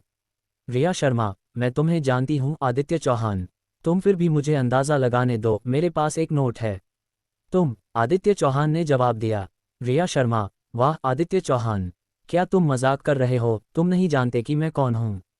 मैं रिया शर्मा हूँ, वही जिसे हाई स्कूल में तुम पर क्रश था। आदित्य चौहान। इतना कहने के बाद आदित्य चौहान को आखिरकार याद आ गया। हाई स्कूल में वाकई एक लड़की थी जिसने उससे अपना प्यार कबूल किया था। बिना किसी हिचकिचाहट के कहा जा सकता है कि वह समय आदित्य चौहान के जीवन का शिखर था। सोसाइटी छोड़ने के बाद वह खुद को बार बार थप्पड़ मारता था। उस समय वह दूसरों की बात क्यों नहीं मानता था? अगर मैं मान जाता तो मैं 20 साल से ज़्यादा अकेला नहीं रहता। यहाँ तक कि कभी कभी आदित्य चौहान उस लड़की को देखने के लिए क्लासमेट ग्रुप में भी जाता था। सिर्फ 5-6 सालों में वह एक दुबली पतली काया वाली हो गई है, उस छोटी बच्ची से बिल्कुल अलग। ज़रूर मुझे याद है, मैं तो बस मजाक कर रहा था। आदित्य चौहान ने ग्लानि से जवाब दिया। रिया शर्मा, अरे लगता है तुम मुझे भूल ही गए। क्या खुद को निखारते हुए तुम अपने पुराने सहपाठियों को भूल गए? वैसे क्या ये सच है कि तुमने कहा था कि तुम लोगों को जानती हो? मुझे अभी एक नए की ज़रूरत है। मैं वर्ल्ड मॉल कॉन्ट्रैक्ट के लिए 1 दर्जन से ज्यादा बार गई, लेकिन उसे पूरा नहीं कर पाए। मेरे लिए ये वाकई बहुत मुश्किल था। परेशान टिल्ड। आदित्य चौहान, ठीक है, चलो मैं तुम्हारे लिए पूछती हूँ। रिया शर्मा, सच में? अगर ये कामयाब हो गया तो मैं तुम्हारी गर्लफ्रेंड बनूंगी। आदित्य चौहान ने मजाक में कहा, मैंने तुम्हें शुरू में ही मना कर दिया था, और मैं ज़रूरी नहीं कि तुम मेरी गर्लफ्रेंड बनो। रिया शर्मा, वाह, क्या तुम्हें पता है कि इस समय कितने लोग मेरा पीछा कर रहे हैं? एक डिंग की आवाज़ के साथ सोशल सॉफ्टवेयर पर एक विंडो खुल गई, और यह उसके द्वारा भेजी गई एक तस्वीर थी। यंग मास्टर जुआंग ने एकटक देखा, रिया शर्मा अब इतनी खूबसूरत लग रही हैं। वाटर फ्रेंड्स ग्रुप, 57,18,40,873 पाठकों का महिलाओं के कपड़ों पर स्वागत है। रिया शर्मा, कैसा है? क्या यह अच्छा लग रहा है? आदित्य चौहान, ठीक है। रिया शर्मा, ठीक है, इसका क्या मतलब है? आदित्य चौहान, मेरा मतलब है उसका फिगर अच्छा है। रिया शर्मा, मतलब मैं अच्छी नहीं हूँ, मैं तो पागल हूँ। आदित्य चौहान, मैं तो मजाक कर रहा हूँ, ये तो लड़की का 18वां बदलाव है, मैं तो पहचान ही नहीं पाया। रिया शर्मा, सच में? आदित्य चौहान, क्या तुम सच में किसी से मिले हो? मैं इसे लेकर बहुत चिंतित हूँ। आदित्य चौहान, जरूर, अगर वह बड़ी हसीना मुझसे मदद मांगेगी तो मैं जरूर तुम्हारी मदद करूंगा। शैलो वाटर टेंडरनेस, सच में? आदित्य चौहान, क्यों, क्या तुम्हें मेरी बात पर यकीन नहीं है? रिया शर्मा, नहीं, मैं बस थोड़ी चिंतित हूँ। आदित्य चौहान, ठीक है, मुझे आपके साथ एक शर्त लगाने दो, अगर यह सफल रहा। ही, कियांशुई कोमलता, ये एक मुझे परेशान करता है। आदित्य चौहान, चिंता मत करो, मैं उस तरह का व्यक्ति नहीं हूँ, मैं आपको भोजन का इलाज करूंगा। रिया शर्मा, ही, मुझे रात के खाने पर आमंत्रित करें। क्या आपके पास कोई अजीब विचार है? यदि आपने मुझसे शुरुआत में वादा किया था तो आप अपने होंगे। लेकिन मैंने आपके साथ रात का खाना खाने का वादा किया था, और मैंने आपको अपना आभार व्यक्त करने के लिए आमंत्रित किया। मैं आपको एक छोटा सा उपहार भी दूंगा। चोर हंसते हैं। आदित्य चौहान, ठीक है, ठीक है। दोनों ने काफी देर तक बातें की। आदित्य चौहान ने आखिरकार फोन रख दिया। थोड़ी देर बाद इसे फिर से उठाया और स्विमिंग पूल की शीर्ष तस्वीर की ओर मुड़ गए। ये वास्तव में समय पर था। पफ, मुझे आशा है कि यह पीएस नहीं है, अन्यथा मैं कहीं चला गया। ओह, ये खत्म हो गया है। यह एक सौंदर्य राक्षस है। मुझे डर है कि आदित्य चौहान मौके पर ठंडे हो जाएंगे। जुनचेंगली स्ट्रीट पर एक छोटे से गोदाम में लंबी काली पोशाक पहने लड़की ने मुस्कुराते हुए अपने फोन को देखा। मेरे बगल में बैठी लड़कियां ये देखकर खुद को रोक नहीं पाईं और पूछा, रिया शर्मा, तुम ठीक तो हो? तुम मुस्कुरा क्यों रही हो? वाह, उसके हाव भाव तो देखो, मुझे डर है कि वह से चुन तो नहीं है। रिया शर्मा का गोरा और सुंदर चेहरा लाल हो गया और उसने नखरे से कहा, तुम क्या कह रही हो? मैं अभी एक पुराने दोस्त से बात कर रही थी। उसने कहा था कि वह किसी ऐसे व्यक्ति को जानता है जो हमें आभरण प्लाजा का ठेका दिलाने में मदद कर सकता है। ये कैसे हो सकता है? क्योंकि क्या तुम्हें धोखा मिला है? आजकल बहुत से लोग धोखा देते हैं। अपनी पत्नी और अपनी सेना मत खोना। ये सही है, क्योंकि नई दुनिया में अब दुकानें मिलना मुश्किल है। जब भी कोई उन्हें स्थानांतरित करता है तो कुछ ब्रांड उन्हें लेने के लिए ऊंची कीमत चुकाने को तैयार हो जाते हैं। आप जानते हैं, वह जगह बहुत महंगी है और यह वनलोक का सबसे समृद्ध इलाका भी है। रिया शर्मा ने जब ये सुना तो उसका दिल बैठ गया। करना चाहिए? शायद नहीं। जब मैंने उसे पीछे धकेला था तो वह मेरी बात मानने को तैयार नहीं हुआ था। अगर मैं मान जाती तो मैं कब की उसकी हो चुकी होती। ये कैसे मुमकिन है? कुछ लोग ऐसे भी हैं जिनसे हमारी हसीना क्यों नहीं मिल सकती। फिर मैं हमें देखने ले चलूंगी और देखना चाहती हूँ कि मिस कियू को किसने ठुकराया था। घृणा, मुझे तुम्हारी पिटाई करनी ही पड़ेगी। यो, मैं इतना गुस्से में हूँ कि किसी को पीट दूंगी। भागो, हाँ, लड़कियों के एक समूह ने हंगामा मचा दिया। वे कुछ समय से कोई व्यवसाय शुरू करने निकली हैं और वे व्यस्त हैं, सब कुछ खुद ही कर रही हैं। मैंने पहले कभी किसी से पूछा नहीं और 3 सालों में यही एक बार है जब आभरण प्लाजा किराए पर दिया गया है। अगर यह मिल जाता है तो यह उनके लिए एक बड़ा बदलाव होगा, जो धीरे धीरे सही रास्ते पर आ रहे हैं और लगातार आगे बढ़ रहे हैं। इसलिए वे एक एक करके आभरण प्लाजा गईं और उन्हें ढेर सारे उपहार दिए। ऐसा लग रहा था कि बातचीत कल ही पूरी हो जाएगी, लेकिन फिर से नाकाम हो गई। रिया शर्मा की तरफ से काफ़ी भीड़ थी, लेकिन आदित्य चौहान की तरफ से तो हद ही हो गई। बहुत सारी कंपनियां हैं, पहले उसी पर चलते हैं। आदित्य चौहान ने अपने हाथ में मौजूद 5 ठेकों पर नज़र डाली, यानी Triveni group, Amrit spirits, new world shopping centre और बाकी 2। एक अविकसित जमीन है और दूसरा एक अनुबंधित समुद्री क्षेत्र। इन दोनों जगहों का प्रबंधन अभी तक किसी ने नहीं किया है और आदित्य चौहान को खुद ही तैयारी करनी होगी। ये बहुत परेशानी वाली बात है। आदित्य चौहान ने एक ठंडी आवाज़ सुनकर अपना सिर खुजलाया। डिंग, बैकग्राउंड सिस्टम पूरी तरह से चालू हो गया है। मौजूदा पृष्ठभूमि 4, सक्रिय करने योग्य पृष्ठभूमि 0, सिस्टम क्षमता 1। मौजूदा कार्य 1, भूमि और समुद्री क्षेत्रों को विकसित करने के लिए अपनी क्षमता पर भरोसा करें, कम से कम 5000 मिलियन शुद्ध लाभ कमाएं, कार्य पूरा होने पर जोड़ 1 सक्रियण अंक और सिस्टम क्षमता जोड़ 1 प्राप्त करें। मौजूदा कार्य 2, तनिषा वर्मा की स्वीकृति प्राप्त करें। पारिवारिक व्यवस्था के कारण नीहना परिवार के प्रति अपनी अधीनता के रूप में आपसे शादी करने के लिए सहमत हो जाती है। आपको उसकी स्वीकृति प्राप्त करने की आवश्यकता है। सफल मिशन आपको जोड़ 2 सक्रियण अंक और जोड़ 2 सिस्टम क्षमताओं से पुरस्कृत करेंगे। मैं जाऊंगा। आदित्य चौहान हक्का बक्का रह गया जब उसने यह अनुस्मारक देखा कि अभी भी 2 कार्य बाकी हैं। कोई आश्चर्य नहीं कि तनिषा वर्मा ने उस दिन उसे बचाया, चिकित्सा देखभाल की व्यवस्था की और चली गई। मैं उससे सहमत नहीं था, लेकिन जरा सोचिए, वह पहले एक साधारण व्यक्ति था और अगर कोई व्यावसायिक प्रतिभा उसके आगे झुक जाती है तो सिस्टम पहले से ही बहुत अच्छा है। उनका मानना था कि अगर तनिषा वर्मा तैयार नहीं भी होंगी तो भी वह उनसे शादी कर लेंगे। अधिक से अधिक पति पत्नी के बीच संबंध अपेक्षाकृत ठंडे ही रहते हैं, लेकिन अगर ऐसा है तो आदित्य चौहान को शायद इस तरह की जिंदगी पसंद नहीं आएगी। रोज बर्फ के टुकड़े का सामना करना भला कौन स्वीकार कर सकता है, पर अब उसके पास अभी कोई अच्छा विचार नहीं है। तनिषा वर्मा के मामले में वह बस आराम से रह सकता है, लेकिन समुद्री क्षेत्र और जमीन के मामलों में उसे अच्छी तैयारी करनी चाहिए। वह काबिल नहीं है, इसलिए वह किसी काबिल व्यक्ति को ढूंढ सकता है। जैसे ही आदित्य चौहान ये सोच रहा था कि काम कैसे पूरा किया जाए, फोन की घंटी बजी और जब उसने फोन उठाया तो वह एक अनजान नंबर था। फोन मिलाने के बाद दूसरी तरफ से एक जानी पहचानी आवाज आई, मास्टर जुआंग, क्या आपको अब भी मैं याद हूँ? मैं मनोज चौहान हूँ। ओह मिस्टर क्वा। आदित्य चौहान को होश आया। अरे तुम कौन हो? मुझे मिस्टर क्वा कहने की तुम्हारी हिम्मत कैसे हुई? मुझे बस मिस्टर क्वा कहो। तुम्हारे परिवार की सभी बड़ी बहनें मुझे इसी नाम से बुलाती हैं। मेरे परिवार की वो बड़ी बहनें। आदित्य चौहान को थोड़ी देर बाद एहसास हुआ कि मनोज चौहान शायद जुआंग परिवार के उन लोगों के बारे में बात कर रहा था। तुम मुझसे क्या चाहते हो? ओल्ड क्वा। कुछ नहीं, मैंने कल ही तो कहा था कि वेनचांग ऑटो शो में जाकर कार ले लो। मैंने अभी फ़ोन करके बताया था कि कार लॉन्च हो गई है। मुझे डर नहीं है कि तुम्हारा साहब कुछ भूल जाएगा, इसलिए मैं फ़ोन करके बता दूंगा। एक आवाज़। ओहो, आदित्य चौहान को आखिरकार याद आ गया। अगर मनोज चौहान ने कुछ नहीं कहा तो वो सचमुच भूल गया। ठीक है मिस्टर क्वो, तो मैं एक कार लेने जाता हूँ, फिर मुझे पसंद मत करना और तुम तैयार भी नहीं होगे। अरे तुम क्या बात कर रहे हो? तुम तो बस चले गए और मैं कुछ बोल नहीं सकता। खैर, ये तो मेरी खुशकिस्मती है कि मिस्टर जुआंग को कोई कार पसंद आ गई और वो उसे लेकर चले गए। मैं अभी भी कर सकता हूँ। क्या तुम मना नहीं कर सकते? आदित्य चौहान ने हिसाब लगाया कि भविष्य में वही डीलर का मुखिया होगा। ये बैंकर असल में आदित्य चौहान ही है जिसका अंतिम फैसला होता है। अब मनोज चौहान के लिए चापलूसी करना बहुत देर हो चुकी है। कुछ कारों की तो बात ही छोड़ो, चाहे वह वेनचांग ऑटो शो का आयोजन स्थल ही क्यों न हो, आदित्य चौहान को जमीन देना कोई बड़ी बात नहीं है। उल्टे आदित्य चौहान ने हिचकिचाते हुए पूछा, सच में? आप कोई भी चुन सकते हैं? जरूर, जब तक यंग मास्टर जुआंग को पसंद आए। ठीक है, तो मैं वहां चलता हूँ। ठीक है, मैं यंग मास्टर जुआंग के लिए इंतजाम कर देता हूँ। आदित्य चौहान ने फ़ोन रख दिया, मनोज चौहान का नाम लिया और फिर फ़ोन रख दिया।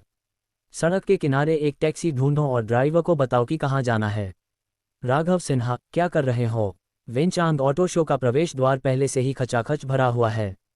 राघव सिन्हा ने निहारिका जोशी को खींचा, लेकिन निहारिका जोशी ने छूटने की कोशिश की। मैंने पहले ही कह दिया है, हमारा एक दूसरे से कोई लेना देना नहीं है, अब मुझे परेशान मत करो। याओ है, मेरी बात सुनो। मैंने पहले ही पूछताछ कर ली है। कहा जा रहा है कि यंग मास्टर जुआंग आज कार लेने आएंगे। मैंने तुम्हें खास तौर पर यहाँ आने के लिए कहा है ताकि तुम कड़ी मेहनत कर सको। राघव सिन्हा ने निहारिका जोशी को फिर से पकड़ लिया और गिड़गिड़ाते हुए कहा, बस फिर से कोशिश करो, बस एक बार। मैं निहारिका जोशी को जायका लाउंज में अपनी शर्मनाक शक्ल याद आ गई। वह उससे बहुत नफरत करती थी। तुम मुझसे क्या करवाना चाहती हो? मैंने इसके बारे में सोचा है। क्या पिछली बार तुम्हारी गलत टोन की वजह से ऐसा हुआ था? मैंने तुम्हारे चैट रिकॉर्ड और उस दिन तुमने क्या पहना था पढ़ा है। बताओ, क्या यंग मास्टर जुआंग को कुछ ज्यादा सादा पसंद है?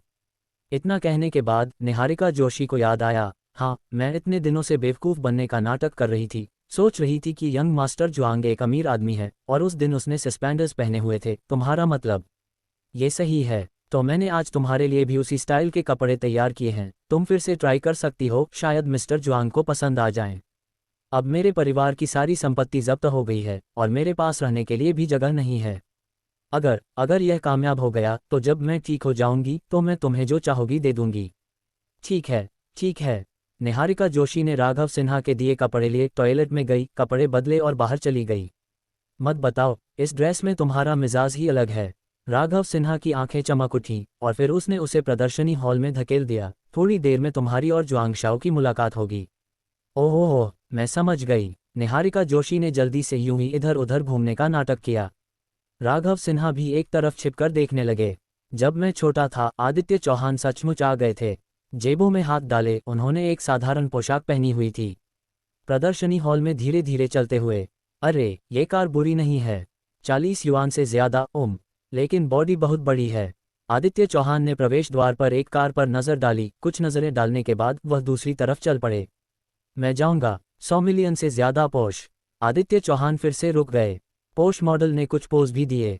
कुछ चक्कर लगाने के बाद आदित्य चौहान ने अचानक एक विस्मयादिबोधक सुना आवाज सुनकर मैंने देखा कि लोगों का एक समूह इकट्ठा हो गया है।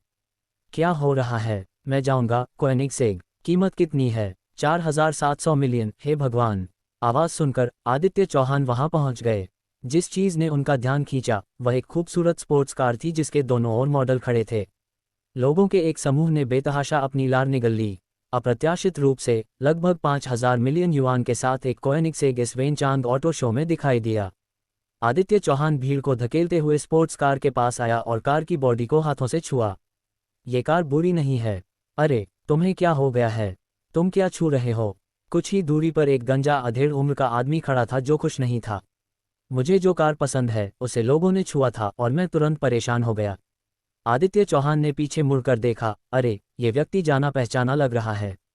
क्या यही वो जगह नहीं है जहां मैं पहले काम करता था और छुट्टी मांगना भी मेरे सुपरवाइजर लियू जियांग के पति झाओ गुआनवेई के लिए मुश्किल हो गया था।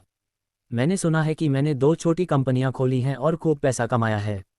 देखने से तो लगता है कि उसके पास भी बहुत पैसा होगा। क्या देख रहे हो? तुम ही हो। झाओ गुआंगवेई का स्वर और भी बिगड़ता गया। आदित्य चौहान ने उसकी बात अनसुनी कर दी और खुद ही स्पोर्ट्स कार में बैठ गया। 2 कार मॉडल उन्हें रोकने ही वाले थे और वे पहले से ही सुरक्षाकर्मियों को बुलाने की योजना बना रहे थे। किसने सोचा होगा कि दूर ऑटो शो के मालिक मा हेंग ने उदास होकर अपना सिर हिलाया होगा, दोनों कार मॉडल को इधर उधर न जाने का इशारा करते हुए। जब आदित्य चौहान अभी अभी आए तो उन्होंने उसे पहचान लिया। ये युवा मास्टर को ने कहा था और उसके हाथ में अभी भी एक तस्वीर है।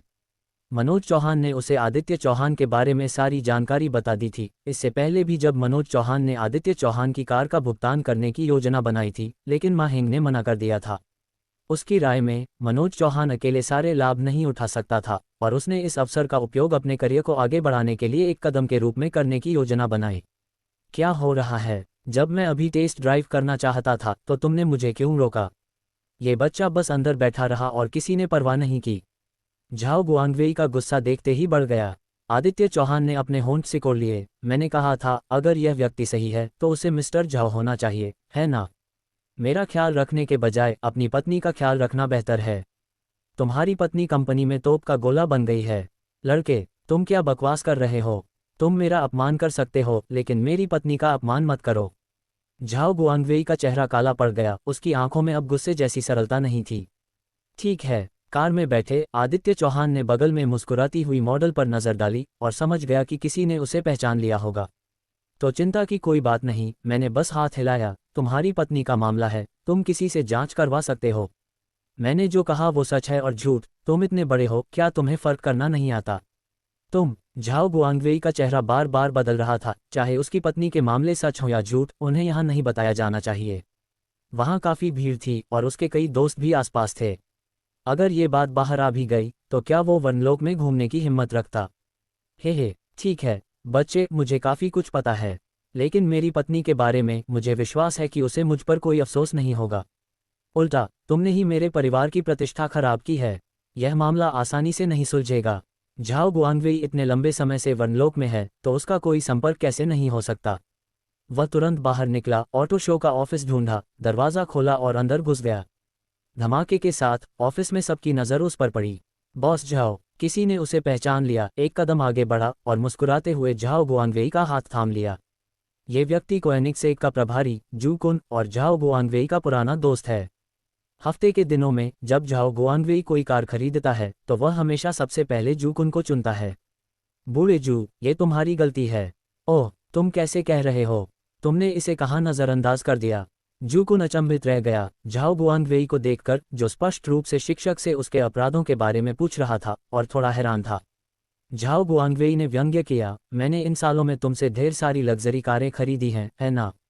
आखिरकार तुमने लाखों नहीं हजारों कमाए हैं। तुम अपने पुराने ग्राहकों के साथ ऐसा व्यवहार कैसे करते हो? टेस्ट ड्राइव भी नहीं। ओह, जूकुन को कुछ सूझा और एक सूखी मुस्कान के साथ बोला, और क्या कह रहा हूँ मिस्टर झाओ, क्या तुम कोएनिग्सेक की बात कर रहे हो? हाँ, अरे बॉस झाओ, ऐसा नहीं है कि मैं तुम्हें मुंह नहीं दिखाता, बल्कि ऊपर नियम है कि कोई इस कार को छू नहीं सकता। कोई इसे छू नहीं सकता। जूकुन, क्या तुम मुझे कैसी समझते हो? बाहर कार में लोग बैठे हैं और कार जाने वाली है। तुम कहते हो कि तुम इसे छू नहीं सकते? झाओ गुआंगवेई ने गुस्से में मेज पर थप्पड़ मारा। जूकुन हैरान था, असंभव, मैंने पहले ही व्यवस्था कर दी है, कोई भी इस कार को छू नहीं सकता। हाँ, मैंने कहा था जूकुन, तुम सच में ऊपर से एक ही तरह के हो, लेकिन पर्दे के पीछे एक ही तरह के हो। मिस्टर झाओ, मेरी बात सुनो मिस्टर झाओ, तो मैं तुम्हारे साथ बाहर जाकर देखता हूँ।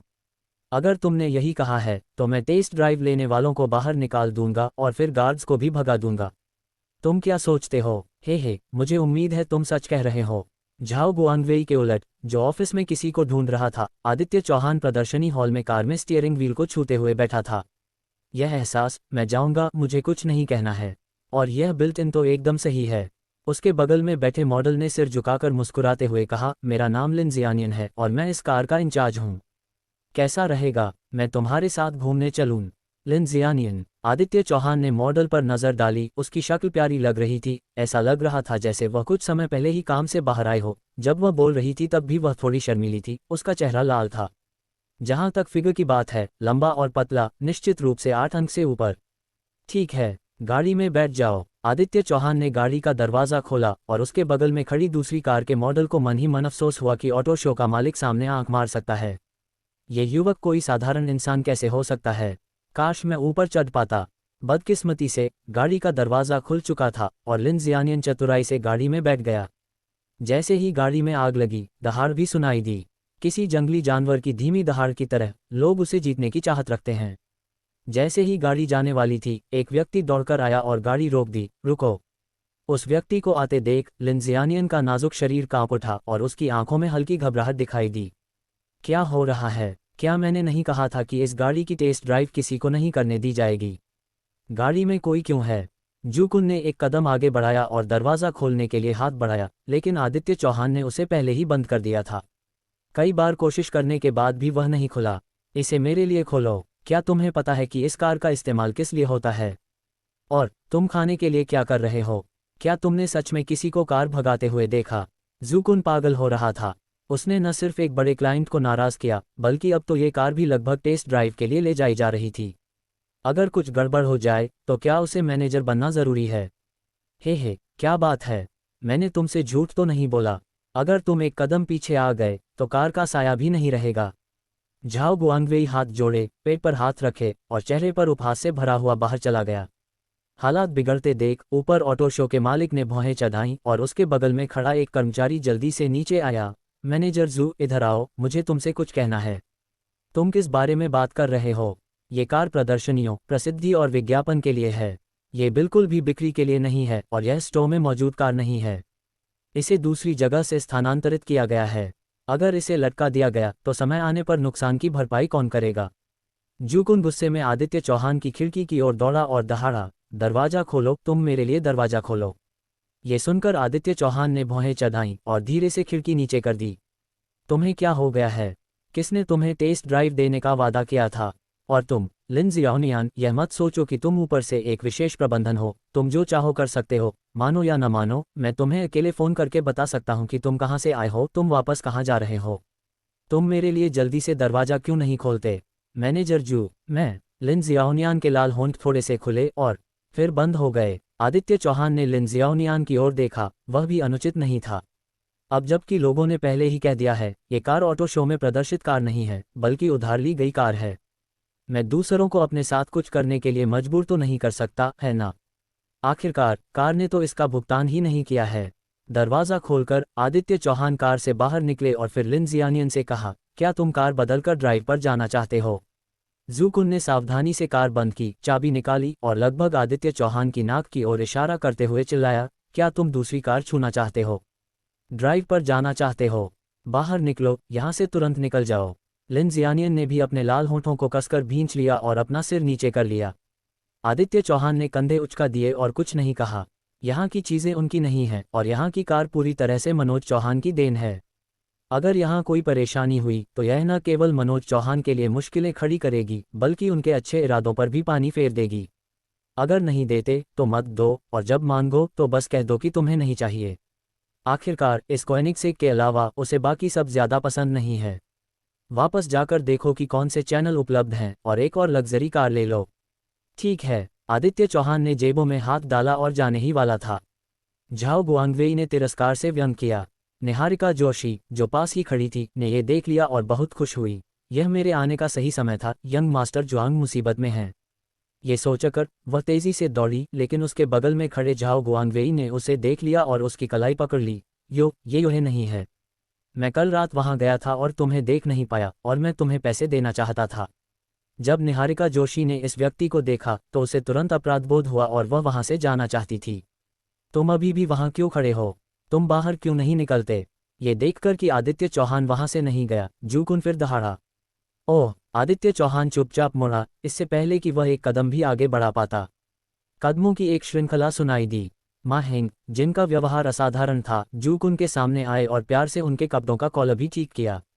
जब जूकुन ने यह दृश्य देखा तो उन्हें लगा कि बॉस उन्हें पुरस्कृत कर रहे हैं, इसलिए उन्होंने एक चापलूसी भरी मुस्कान दिखाई। जियो जू, मा हेंग की मुस्कान में थोड़ी ठंडक थी, लेकिन जूकुन को यह समझ नहीं आया।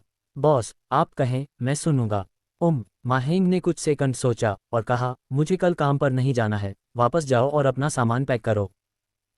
काम पर जाने की ज़रूरत नहीं है। हाँ, कंपनी हाल ही में मंदी में रही है और कर्मचारियों की छंटनी कर रही है। मंदी? ये कैसे संभव है? जूकुन हक्का बक्का रह गया। कंपनी मंदी में है। अब उनकी कंपनी पीक सीजन में है और बिक्री की मात्रा इतिहास में सबसे ज़्यादा हो गई है। मंदी में ऐसा कैसे हो सकता है? बॉस, बात मत करो। मा हेंग ने अचानक अपनी मुट्ठियां भींच लीं, उनके चेहरे की नसें उभर आईं, एक अजीब सी लाली झलक रही थी, उनकी आंखें किसी को मार डालने को बेताब थीं। हाल ही में कंपनी की रिपोर्टों में कई खामियां पाई गई हैं और कई संख्याओं का मिलान नहीं हो पा रहा है। जाने से पहले आपको इन खातों की जांच कर लेनी चाहिए और मैं किसी को आपके पास जांच के लिए भेजूंगा। बॉस की गड़गड़ाहट जैसी आवाज़ सुनकर शूकुन के पैर लड़खड़ा गए और वह जमीन पर गिर पड़ा। खातों की जांच? यह उसे मारने के लिए है। तुम्हें पता है, उनके स्तर पर बैठकर सप्ताह के दिनों में तुम्हें खूब रिश्वत मिल सकती है। और भी चीज़ें हैं, जैसे खातों में खामियां और बिल में से जोड़ना, जो बाद में किया जाता है और कोई इसे देख नहीं सकता। कुछ सालों के लालच के बाद कुछ करोड़ की तो बात ही छोड़िए। अगर ऐसा ही चलता रहा और अगर तुम इसकी ध्यान से जांच करोगे तो ये तुरंत सामने आ जाएगा। ये जेल जाने वाला है। सप्ताह के दिनों में बॉस भी आंखें मूंद लेता है और एक आंख बंद कर लेता है। पिछला मैनेजर 5 साल तक बैठा रहा और सफल होने के बाद सेवानिवृत्त हो गया। उसे अचानक हिसाब किताब क्यों देखना पड़ा? जूकुन पहले ही घबरा गया है, उसकी आंखें दहशत से भरी हैं। वह लगभग जमीन पर घुटनों के बल गिर पड़ा और दया की भीख मांगने लगा। अफसोस है कि किसी ने उसकी तरफ फिर कभी नहीं देखा। आज के बाद जूकुन पूरी तरह से खत्म हो गया। मा हेंग ने अब जूकुन की तरफ नहीं देखा जो जमीन पर धंसा बैठा था, उसका चेहरा पहले ही पीला पड़ चुका था। इसके बजाय वह आदित्य चौहान के पास आया और मुस्कुराते हुए बोला, युवा मास्टर जुआंग। आप? आदित्य चौहान मा हेंग को नहीं पहचानता। हाँ, युवा मास्टर जुआंग निश्चित रूप से मुझे नहीं पहचानते, लेकिन मिस्टर को और मैं पुराने परिचित हैं। इस बार जब आप आए तो उन्होंने मुझसे खास तौर पर कुछ कहा था। ओह! आदित्य चौहान ने हाथ बढ़ाया और मा हेंग से हाथ मिलाया। मा हेंग ने पास ही खड़ी स्पोर्ट्स कार पर नजर डाली। अगर यंग मास्टर जुआंग को पसंद आए तो फिर से ट्राई करें। क्या आपने ये कार उधार नहीं ली थी? मैं इसे चलाकर ले गया। मुझे डर है कि आप मुसीबत में पड़ जाएंगे। मुझे लगता है कि इसे भूल जाना ही बेहतर है। बाद में मैं खुद ही किसी को ढूंढ लूंगा। आदित्य चौहान ने सिर हिलाया। अरे, आप क्या कह रहे हैं? अगर यह कार उधार भी है तो भी मेरी ही ब्रांच कंपनी से उधार ली है। आखिरकार ये सब मेरी ही संपत्ति है। आपको कभी भी गाड़ी चलाकर जाना है। मा हेंग ने चाबी निकाली और आदित्य चौहान के हाथ में थमा दी। आदित्य चौहान ने अपने हाथ में चाबी देखी, कुछ नहीं कहा। 70 करोड़ की कोएनिग्सेक को छुआ और मुस्कुराते हुए कहा, तो शुक्रिया बॉस माँ।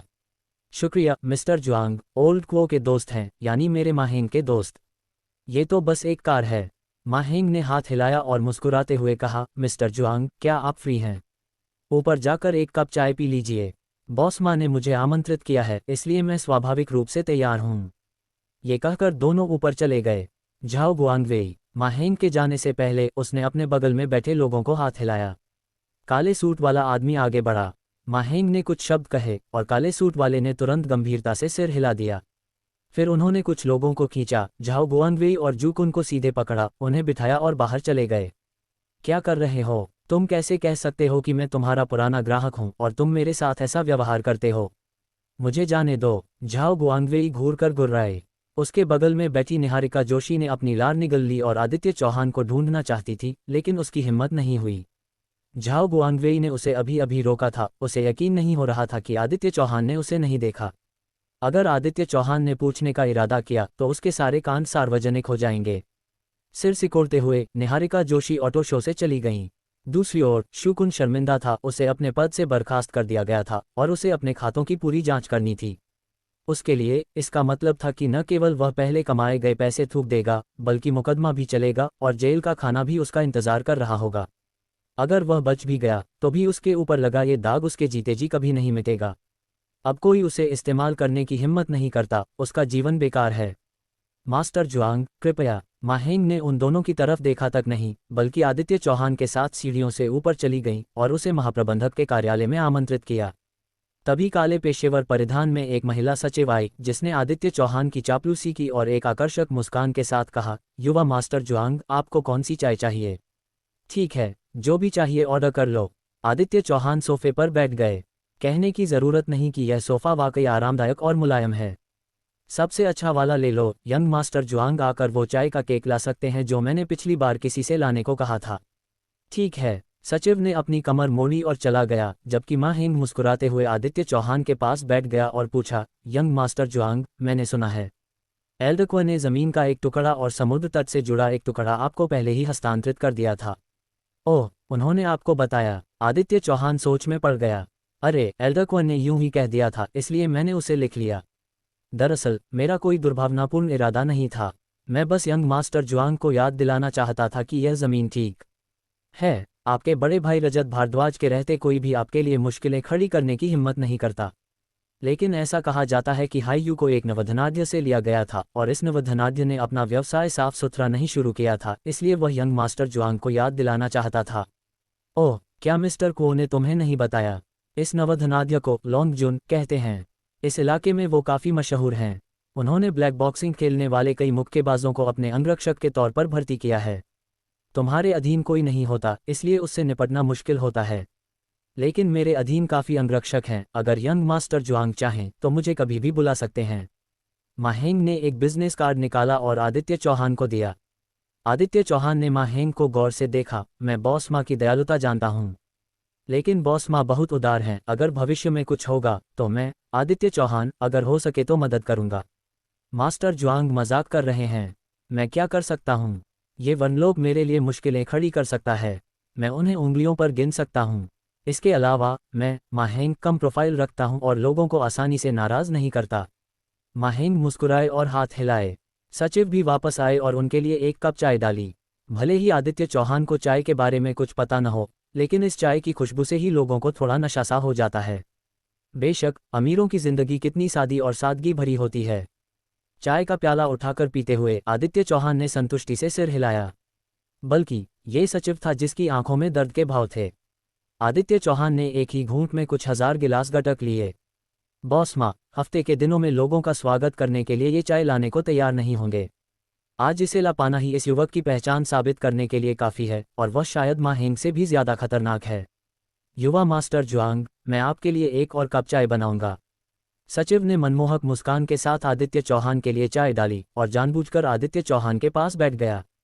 माहेंग मुस्कुराया, अपना सिर ऊपर किया और आदित्य चौहान के कान में फुसफुसाया, अगर युवा मास्टर जुआंग राजी हो तो मैं इस दिखावटी खुर को आपके साथ कुछ चक्कर लगाने दूंगा। उफ, ये तो ज़रूरी नहीं है। आदित्य चौहान का चेहरा लाल हो गया और वह जल्दी से उठ खड़ा हुआ। सचिव ने आश्चर्य से आदित्य चौहान को देखा। ये यंग मास्टर जुआंग क्या अभी भी नौसिखिया नहीं है? उसके जानने वाले किसी भी अमीर आदमी के पास, चाहे वह बॉस हो या दामाद, ईंधन कुशल लैंप नहीं था। ऐसा 1000 सालों में देखना वाकई दुर्लभ है। माहेंग अनगिनत लोगों को जानता था, इसलिए वह एक नज़र में ही बता सकता था कि आदित्य चौहान नौसिखिया है, और एक धूर्त मुस्कान के साथ बोला, अगर यंग मास्टर जुआंग को ये पसंद नहीं आया तो मैं आपको कभी ढूंढ लूंगा और आपके लिए एक अच्छा लैंप जरूर लाऊंगा। नहीं, कोई ज़रूरत नहीं। आदित्य चौहान इतना डर गया कि उसने दरवाज़ा खोला और बाहर चला गया। नीचे जाकर वह कोएनिग्सेग में सवार हुआ और गाड़ी चलाकर चला गया। माहेंग ऑफिस से बाहर निकले, गलियारे में खड़े होकर आदित्य चौहान को जाते हुए देखते रहे, सिर हिलाते हुए बोले, मुझे सच में समझ नहीं आ रहा, ये युवा मास्टर जुआंग, इनके शब्द और कर्म कई युवा मास्टरों से बिल्कुल अलग हैं। सचिव भी माहेंग के कंधे से चिपक गए, सुगंधित ऑर्किड थूकते हुए बोले, हाँ, अगर दूसरे युवा मास्टर ऊंचे दर्जे के होते तो हमसे ऐसे बात कौन करता। उनकी आंखों में जरा भी अहंकार नहीं है। अगर, जैसे कुछ सोचते हुए सचिव की खूबसूरत आंखें थोड़ी लाल हो गईं। सिचुन कहाँ है? साउथ याओजी, अगर युवा मास्टर जुआंग को तुम पर क्रश भी हो तो भी तुम उनके परिवार की दहलीज पार नहीं कर पाओगे। इस तरह का चरित्र निश्चित रूप से कोई ऐसी चीज नहीं है जिस पर तुम ऊंचे चढ़ सको। ऑटो शो के बाहर एक लालपोश कार का दरवाजा आधा खुला था और अंदर एक लंबी, गोरी चिट्टी, घुंघराले बालों वाली एक खूबसूरत महिला, जो एक टाइट पर्पल ड्रेस पहने, पैर क्रॉस किए और मुंह में एक महिला सिगरेट दबाए, आदित्य चौहान को ऑटो शो से बाहर आते हुए देख रही थी। कुछ ही दूरी पर महिला अंगरक्षक दौड़कर आए और उसे एक नोट दिया। मिस जुआंग, जांच पूरी हो गई है। आपका छोटा भाई पहले एक साधारण इंसान था, चाहे वह बचपन में रहा हो, जूनियर हाई स्कूल में सब कुछ बहुत साधारण लगता है। जांच पूरी हो गई है? अगर हाँ, तो उसने रजत भारद्वाज जैसे किसी से दोस्ती कैसे की? जुआंग रुकसिन ने अपनी आंखें सिकोड़ लीं और आदित्य चौहान को घूरने लगी, जो धीरे धीरे गाड़ी चलाकर दूर जा रहा था। मैंने सुना है कि जब आदित्य चौहान हाई स्कूल में था तो उसने गलती से रजत भारद्वाज को बचा लिया था, जिसका पीछा किया जा रहा था, लेकिन उस समय आदित्य चौहान को रजत भारद्वाज की पहचान नहीं पता थी। ओह, क्या ये वाकई उतना ही साधारण है जितना तुमने कहा? अगर मेरे छोटे भाई में कोई योग्यता नहीं है तो वह भविष्य में डीलर का काम कैसे संभालेगा? वे जिद्दी बुड्ढे हमारी बेटियों को काम नहीं करने देंगे। उन्हें इस नाजायज बेटे को बाहर ढूंढना होगा। जून रोक्सिन ने दांत भींचे और थोड़ी देर बाद उसने एक महिला सिगरेट का कश लिया, धुआं छोड़ा और खड़ी हो गई। महिला अंगरक्षक ने आगे कहा, जांच के आंकड़ों के अनुसार आधा महीना पहले तुम्हारा छोटा भाई 2000 युआन का मोबाइल फोन खरीदने से भी हिचकिचा रहा था। 200 युआन से ज्यादा के कपड़ों का सूट खरीदने के लिए मोलभाव करना पड़ता है। कभी किसी मध्यम या उच्च श्रेणी के रेस्टोरेंट, होटल में नहीं गया। मैं समझ गया, जून रोक्सिन ने व्यंग्य किया। मैंने सुना है कि परिवार ने उसे 5 टेस्ट दिए थे। सच में? महिला अंगरक्षक ने सिर हिलाया। 5 ने अनुबंध पर हस्ताक्षर किए हैं। यदि प्रबंधन अपेक्षाओं को पूरा करने में विफल रहता है तो परिवार इस युवा मालिक को पत्नी से शादी करने और बच्चे पैदा करने की अनुमति देने पर विचार कर सकता है और परिवार को नवजात पोते का पालन पोषण करने की अनुमति दे सकता है। मजाक है? इतने सालों से परिवार ने आधा लड़का भी पैदा नहीं किया। क्या आदित्य चौहान लड़का पैदा करेगा? छोड़ो भी, लोगों को उसे घूरते रहने दो। मेरी अपनी योजना है। सिगरेट का बद जमीन पर फेंका, ऊंची एड़ी के जूते की नोक से बुझाया, कार में बैठा और चला गया। महिला अंगरक्षक ने जमीन पर पड़े सिगरेट के बट पर नजर डाली, उसे एक कागज के तौलिए से उठाया और कूड़ेदान में फेंक दिया। फिर उसके पीछे चमचमाती काली ऑडी में सवार होकर जून रुक्सिन के साथ निकल पड़ी। कोएनिग्सेग पर बैठे आदित्य चौहान ने एक्सीलेटर पर पैर रखा। इंजन की आवाज किसी जानवर की दहाड़ जैसी सुनी और उसे बेहद सुकून मिला। स्टीयरिंग व्हील को छूना अपने भाग्य का रूलेट व्हील थामने जैसा है। कई पृष्ठभूमियों के उभार के कारण उसने एक अलग जीवन शुरू किया है और उसके पास वह सब कुछ है जिसकी उसने पहले उम्मीद नहीं की थी। हालांकि उसे इस पहचान की आदत नहीं है, फिर भी देर सवेर वह इसे पूरी तरह से समझ ही जाएगा। कोएनिग्सेग धीरे धीरे अपनी गति धीमी करते हुए एक कपड़ों की दुकान के सामने रुका। खुद को देखा, वह अभी भी 200 युआन का एक रेडी पटरी वाला स्टॉल था। उसने अपने कपड़े ठीक किए, दरवाज़ा खोला और बाहर निकल गया। दरवाजे पर खड़े दुकान के कर्मचारियों ने कोएनिग्सेग को देखा तो वे सब भागकर बाहर आ गए। मैं चलता हूँ, ये कार जानी पहचानी लग रही है। मैंने देखा है कि ऑनलाइन इसकी कीमत लगभग 5000 करोड़ है और कहते हैं कि हमारे पूरे वरनलोक में सिर्फ एक ही है। सच में? 5000 करोड़? मैं इसे 10 जन्मों में भी नहीं कमा पाऊंगा। Miss shopping guide. सबकी आंखें चमक रही थीं। आदित्य चौहान के अंदर आते ही मधुमक्खियों का एक झुंड उसे लेने के लिए टूट पड़ा। अफसोस की बात है कि आदित्य चौहान ने बस कुछ महंगे कपड़े चुने, फिर अपना बैंक कार्ड निकालकर उन्हें थमा दिया। जब मैंने उसे स्वाइप किया तो बैलेंस देखकर रिसेप्शन पर बैठे लोग फिर से चिल्ला उठे। ये कार्ड उस कंपनी का पेमेंट कार्ड है जिसके साथ आदित्य चौहान ने कॉन्ट्रैक्ट साइन किया था। इस साल का सारा मुनाफा इसी कार्ड में है, करोड़ों की तो बात ही छोड़िए। कार्ड स्वाइप करने के बाद उन्होंने नए कपड़े पहने। कुछ लड़कियों ने उनकी जेब में कुछ कार्ड ठूंस दिए और आदित्य चौहान कपड़ों की दुकान से निकलकर कार में वापस आ गए। मैंने कार्ड निकाला और देखा कि उस पर एक फ़ोन नंबर था। वह कुछ अवाक रह गए। पहले, भला कोई खूबसूरत औरत कहाँ होती थी जो उन्हें फ़ोन दे सके। मुझे डर है कि अगर मैं खुद से पूछूंगी तो शायद कोई और न दे। कुछ किलोमीटर गाड़ी चलाने के बाद आदित्य चौहान ने कार्ड उठाया, अपना मोबाइल फ़ोन निकाला और रिया शर्मा को मैसेज किया, क्या आप फ्री हैं? दुकान के काम में आपकी मदद कर दूंगी। कुछ सेकंड बाद एक डिंग की आवाज़ आई। रिया शर्मा, क्या आप फ्री हैं? आप कहाँ हैं? क्या मैं आपको ले जाऊं? आदित्य चौहान, नहीं, सीधे आभरण प्लाजा चले जाओ, मैं पास ही हूँ। रिया शर्मा, ठीक है, लेकिन मेरी बहनें भी यहाँ आना चाहती हैं, क्या ये सुविधाजनक है? अगर नहीं, कोई बात नहीं, उन्हें साथ चलने दो, मैं बाद में तुम्हें खाने पर दावत दूंगा। आखिरी वाक्य लिखने के बाद उसने आभरण प्लाजा के उप महाप्रबंधक जियाओ हान को एक और संदेश भेजा। आधे घंटे बाद हम आभरण प्लाजा पहुंच गए। आदित्य चौहान कार पार्क करने के बाद कार से बाहर निकले, बाहर खुले आसमान को निहारा, कमर कसी, एक दूध वाली चाय की दुकान चुनी, दूध वाली चाय पी और कियुकी का इंतजार करने लगे। ऑफिस में जिन हानहान रिपोर्ट पढ़ रही थी कि अचानक उनका फ़ोन बजा और विशेष ध्यान देने का एक रिमाइंडर सामने आया। वह एक पल के लिए स्तब्ध रह गईं और जल्दी से फ़ोन चालू किया तो पाया कि वह संदेश असल में मास्टर जुआंग ने भेजा था। मैं न्यू वर्ल्ड प्लाजा में हूँ। एक साधारण वाक्य सुनते ही जिन्हानहान चीख पड़े, फिर दौड़कर ऑफिस से बाहर निकले और बाहर काम कर रहे लोगों से कहा, साफ सफाई कर लो, यंग मास्टर जुआंग जल्द ही यहाँ आएंगे, पीछे मत रहना। अच्छा प्रभाव है। बाहर मौजूद लोग ये सुनकर चौंक गए। जुआंग शाओ, क्या यह आदित्य चौहान है, डीलर का इकलौता वारिस, उनका नया बॉस? कई महिला कर्मचारी उत्सुकता से पूछने से खुद को रोक नहीं पाईं। यंग मास्टर जुआंग, अगर वह सुंदर और अमीर हैं? आप बहुत सुंदर हैं। यंग मास्टर जुआंग मुझे ज़रूर पसंद करते होंगे। 300 पाउंड की एक लड़की ने अपना गोल चेहरा दिखाया और सुंदर होने का नाटक किया। आसपास के पुरुष कर्मचारियों ने ऑफिस के उन कुछ सहकर्मियों को देखा जो ज़्यादा अच्छे नहीं दिख रहे थे और सब ने अपना सिर नीचे कर लिया। उन्हें लगा कि यह कोई भूत होगा कि मिस्टर जुआंग आपको पसंद करते हैं। यहाँ तक कि जिन हानहान ने भी आंखें घुमाईं और अपना चिकना माथा ढक लिया। मेरे पास कर्मचारियों का इतना बड़ा समूह कैसे है? छोड़ो, साफ सफाई करो, मैं बाहर जाकर यंग मास्टर जुआंग का इंतज़ार करती हूँ।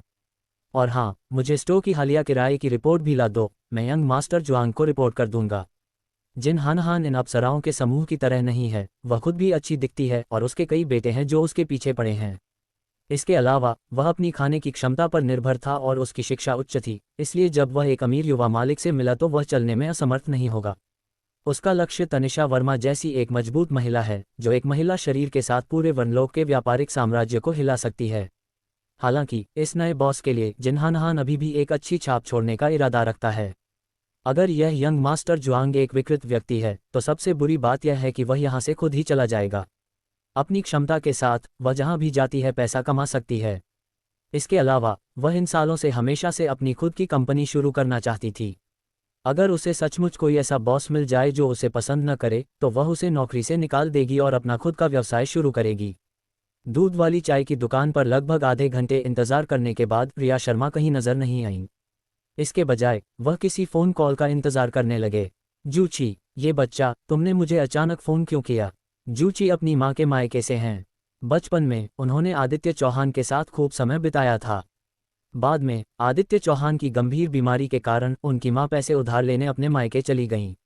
आदित्य चौहान की दादी ने उनकी माँ को 5 युआन दिए जिससे मायके का परिवार बिखर गया। गपशप, अंत में उन्होंने उनकी माँ के सामने एक बिगड़ल लड़की और जब उसकी शादी हो जाए तो उसे पैसे चुकाने होंगे जैसी बातें भी कहीं, जिससे उनकी माँ और मायके का परिवार लगभग टूट गया। अगर मेरी दादी और दादाजी ने मना न किया होता तो मैं अपनी मौसी से बहुत समय तक संपर्क में नहीं रहता। और मैंने उस समय पैसे उधार लिए थे और ऐसा नहीं था कि मैंने उन्हें वापस नहीं किया। 1.5 साल बाद काफ़ी पैसे जमा करने के बाद मेरी माँ 6 युआन अपने मायके ले गईं और बाकी युआन मेरी दादी के रहने खाने के खर्च के लिए थे। कुछ पैसे वापस भेज दो। यह अफसोस की बात है क्योंकि उस घटना के बाद दादी दादा से मिलने के अलावा वे शायद ही कभी रिश्तेदारों से मिलने जाते थे। भाईशिन, वापस आकर देख लो, परिवार मुश्किल में है। शूची की आवाज़ थोड़ी चिंतित थी और वह अभी भी कमरे में शोर सुन सकता था। क्या हो रहा है? आदित्य चौहान थोड़ा हैरान था। उसके माता पिता इतनी सारी चीज़ें वापस लाए हैं तो उनके बीच बहुत सामंजस्य होना चाहिए।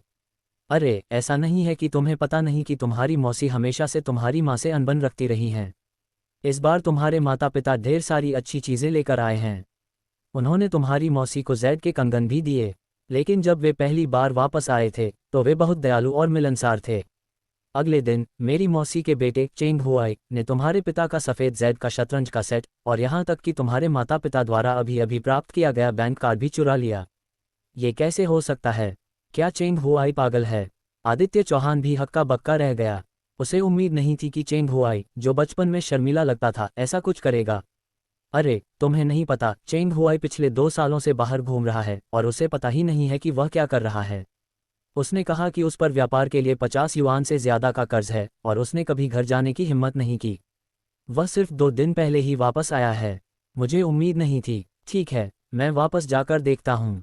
आदित्य चौहान ने फ़ोन रख दिया। उसका चेहरा काला पड़ गया। उसके परिवार और उसकी मौसी के बीच तब से अनबन चल रही थी जब से उसकी माँ के परिवार ने उसे डॉक्टर के पास जाने के लिए पैसे उधार दिए थे, लेकिन इस बार वे इतने दुस्साहसी थे कि उन्होंने सफ़ेद जैद शतरंज के मोहरे चुरा लिए और बैंक कार्ड भी चुरा लिया।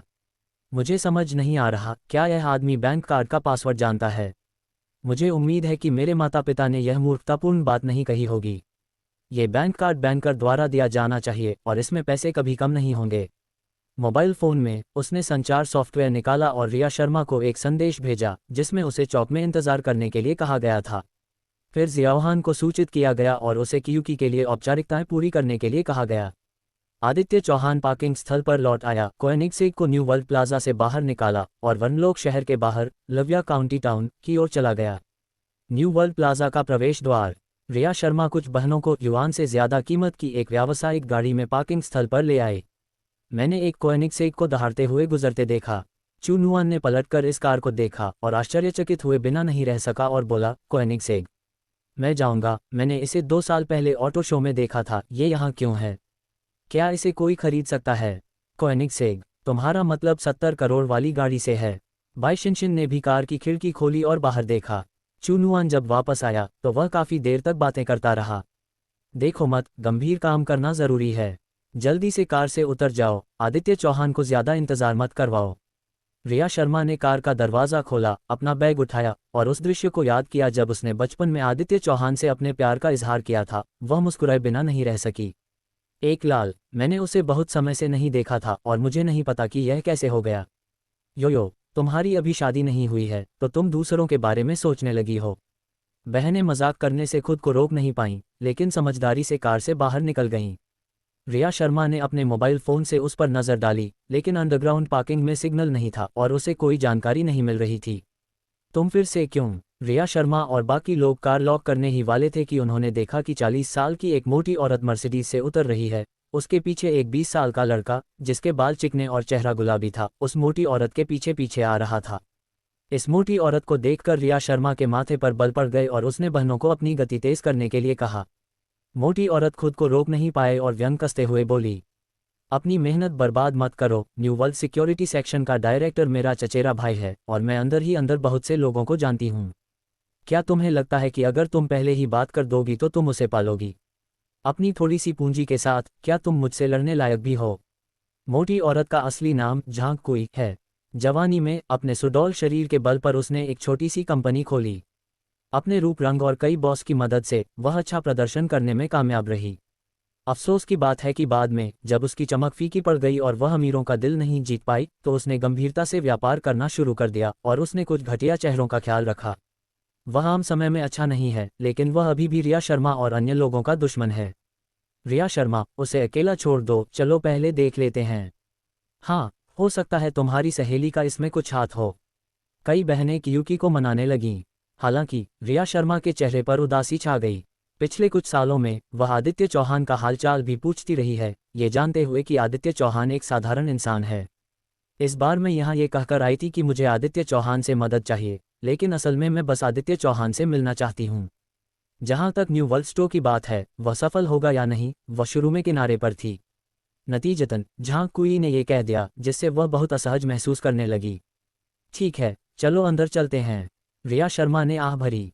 नतीजतन बहनें उदास हो गईं। पार्किंग से निकलते ही मोबाइल फोन में सिग्नल आ गया और रिया शर्मा को आदित्य चौहान का एक संदेश भी मिला। क्या हुआ? आदित्य चौहान की जानकारी उसने कैसे कहा? रिया शर्मा ने मुंह खोला, उसे समझ नहीं आ रहा था कि कैसे बोलें। थोड़ी देर बाद उसने फोन अपनी बहन को दे दिया। जब उन लड़कियों ने उसे देखा तो वे तुरंत कड़वी मुस्कान के साथ मुस्कुराईं। क्योंकि तुम समझ नहीं पा रही हो, क्या तुम हमसे मिलने से डर रही हो? चलो हम यहाँ न्यू वर्ल्ड के कर्मचारियों से मिलते हैं। हमें नहीं पता कि हम यहाँ कितनी बार आ चुके हैं। अगर यह काम का है तो हमें यहाँ आने की ज़रूरत नहीं है। सच में यह आदित्य चौहान बिल्कुल भी भरोसेमंद नहीं है। अगर तुम कामयाब नहीं हुए तो कामयाब नहीं होगे। असल वजह यह है कि तुम आते हुए कुछ नहीं कहते और चले जाते हो। सभी लड़कियां समझ गईं कि रिया शर्मा आदित्य चौहान को और देखना चाहती थी। वे भी बहुत उत्सुक थीं, आदित्य चौहान कैसा दिखता है जो रिया शर्मा इतनी जिद पर अड़ी हुई है। इतने सालों में मैंने रिया शर्मा को कभी किसी के प्यार में पड़ते नहीं देखा, शादी की बात तो दूर की बात है। सिर्फ इस आदित्य चौहान के बारे में बात करते हुए ही वह थोड़ी शर्माती थी। ठीक है, चलो ऊपर चलते हैं और देखते हैं। वे आगे बढ़ीं और क्यूकी को ऊपर खींच लिया और साथ साथ ऊपर चली गईं। यहाँ आओ, चाहे कामयाब हो या ना हो, कोशिश तो करनी ही पड़ेगी, है ना? तुम अभी तक क्यों नहीं आए? मैं लगभग 10 हो गया हूँ। जिन हानहान ने अपने गोरे हाथ से अपना माथा ढांक लिया, तपती धूप को देखा और थोड़ी शिकायत की। युवा मास्टर जुआंग सचमुच। उस बुरे आदमी ने विभाग को बहुत देर तक तैयारी करने को कहा, पर वह फिर नहीं आया। फिर उसने अपना सिर नीचे किया, उसकी नज़र चौक पर घूमी और 6 लड़कियों पर पड़ी। ये 6 लड़कियां जानी पहचानी लग रही थीं। लगता है मैं यहाँ 7-8 बार आ चुका हूँ, लेकिन इस प्रोजेक्ट पर उससे नहीं बल्कि मेरे किसी माथत से बात हो रही है। क्या ऐसा हो सकता है कि यंग मास्टर जुआंग ने उन्हें इंतज़ार करने के लिए कहा हो? नमस्ते, क्या यंग मास्टर जुआंग ने आपको यहाँ आने के लिए कहा है? जिन हानहान ने दस्तावेज और रिपोर्ट ली और 6 लड़कियों के पास आईं। रिया शर्मा ने भी हाथ बढ़ाया। आपसे मिलकर अच्छा लगा, मेरा नाम रिया शर्मा है, आदित्य चौहान ने हमें आने के लिए कहा। दोनों महिलाएं लगभग बराबर बराबर हैं और दोनों 9 या उससे अधिक अंक वाली सुंदरियों में से हैं। स्वाभाविक रूप से वे एक दूसरे को और देखने से खुद को रोक नहीं पातीं। जिन हानहान ने मन ही मन बुदबुदाया, कोई आश्चर्य नहीं कि मास्टर जुआंग ने मुझे यहाँ इंतजार करने के लिए कहा। वह एक खूबसूरत महिला हैं। निश्चित रूप से अमीर लोग सभी बड़ी पूंछ वाले भेड़िए होते हैं। ऊपर से उसने एक पेशेवर मुस्कान दिखाए और उत्सुकता से पूछा, यंग मास्टर जुआंग के साथ आपका क्या रिश्ता है?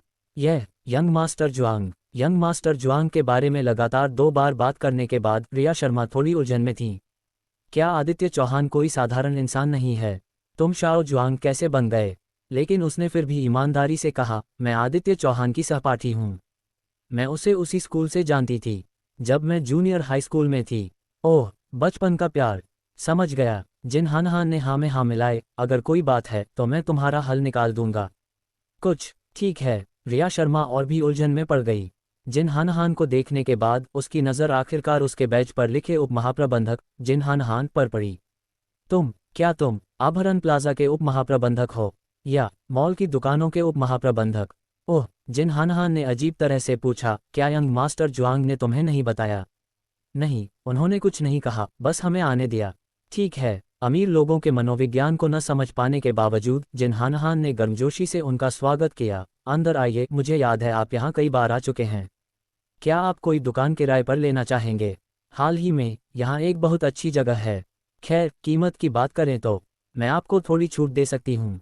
उसने पलकें झपकाईं, फोल्डर को गले लगाया और सबसे आगे चल दी। 6 लड़कियां जिन हानहान के पीछे पीछे प्रबंधन कार्यालय की छोटी सी इमारत में चली गईं। 6 लड़कियां आखिरकार समझ गईं कि यह स्टोर का उप महाप्रबंधक नहीं बल्कि मॉल प्रबंधन कार्यालय का उप महाप्रबंधक है। मैं जा रही हूँ। इस आदित्य चौहान का असली नाम क्या है? आपने न्यू वर्ल्ड के उप महाप्रबंधक से हमें व्यक्तिगत रूप से अभिवादन करने के लिए कहा था। चू नुआन भी डर गई।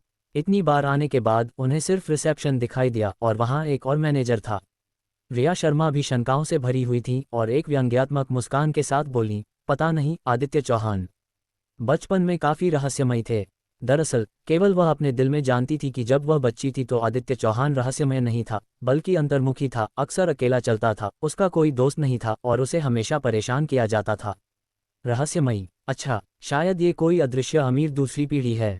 आखिरकार जिन हानहान के नेतृत्व में लड़कियां कार्यालय में पहुंचीं। जिन हानहान को अंदर आते देख कार्यालय में बैठे प्रबंधन कर्मचारी जल्दी से उठ खड़े हुए। नमस्ते मिस जिन, आप वापस क्यों आईं? यंग मास्टर जुआंग कहाँ हैं? क्या वे नहीं आए? मुझे कुछ काम है, मैं भाग रहा हूँ। जिन हानहान ने बेबसी से अपना सिर हिलाया, फिर मेज पर दस्तक दी। नवीनतम अधिमान्य नीतियां निकालो और मिस क्यूकी को दिखाओ। यंग मास्टर जुआंग ने उनका परिचय कराया था। वे अब भी जुआंग शाओ की जूनियर हाई स्कूल की सहपाठी हैं, बचपन की प्रेमिका। कर्मचारियों ने रिया शर्मा की ओर देखा और तुरंत उन्हें पहचान लिया। वे यहाँ 7 से ज़्यादा बार आ चुकी हैं और वे जुआंग शाओ की बचपन की प्रेमिका हैं। अगर उन्होंने यंग मास्टर जुआंग का नाम लिया होता तो ये बहुत पहले हो गया होता। छोड़ो, तुम बाहर जाओ, मैं यहाँ का प्रभारी हूँ। जिन हानहान ने हाथ हिलाया, खुद ही अलमारियों में हाथ डाला, आखिरकार एक फोल्डर निकाला और रिया शर्मा को दे दिया। रिया शर्मा ने उसे खोला और अंदर नियम देखे, जिसे देखकर वह दंग रह गईं। दरअसल क्या है, 5 बहनें भी दौड़कर आईं और जब उन्होंने उसे देखा तो वे हक्की बक्की रह गईं। धिक्कार है, ये नियम तो बहुत अच्छे हैं, है ना? अगर अंदर की हर चीज़ 1 साल के लिए किराए पर दे दी जाए तो किराया प्रतिशत कम हो जाएगा। शॉपिंग मॉल के होर्डिंग कम दामों पर किसकी पब्लिसिटी हो सकती है? मुफ्त लिफ्ट, LCD टीवी की पब्लिसिटी क्या? सिर्फ बड़े ब्रांड और समूह जिन्होंने बहुत पैसा लगाया है उन्हें ही ऐसे फायदे मिल सकते हैं, है ना? ये तो बस एक साधारण सा कपड़ों का स्टोर है। अच्छा, चलो 5वां वाला चुनते हैं। 5वां वाला सबसे अच्छा है। जिन हानहान ने पेन लिया और 5वें ऑफर पर क्लिक कर दिया। जब सभी लड़कियों ने इसे देखा तो उन्होंने तुरंत अपनी सांस रोक ली और कहा, ये सब सिस्टर जिन की व्यवस्था पर निर्भर है। मेरी बहन इतनी खूबसूरत है, वह हमें बिल्कुल नहीं तंग करेगी। यही तुम बात कर सकती हो। जिन हानहान ने मुस्कुराते हुए कॉन्ट्रैक्ट निकाला, इस पर हस्ताक्षर कर दो। प्रवेश द्वार पर दूसरा हिस्सा तुम्हारा है और पहले 1 साल का किराया चुकाओ। अगर पैसे कम पड़ें तो मैं पहले तुम्हारी मदद करूंगा और 1 महीने का किराया दे दूंगा। 10 मिनट से ज़्यादा समय बाद मैंने कॉन्ट्रैक्ट पर हस्ताक्षर किए और ऑफिस से निकल गया। बाहर आकर 6 लड़कियां, मुझे ऐसा लगा जैसे कोई सपना हो। यो, तुम इतनी जल्दी बाहर आ गईं? हाँ, क्या तुम्हें फिर से रिजेक्ट कर दिया गया? पार्किंग में 6 लड़कियों पर हंसने वाली मोटी औरत दरवाजे पर उनका इंतजार कर रही थी।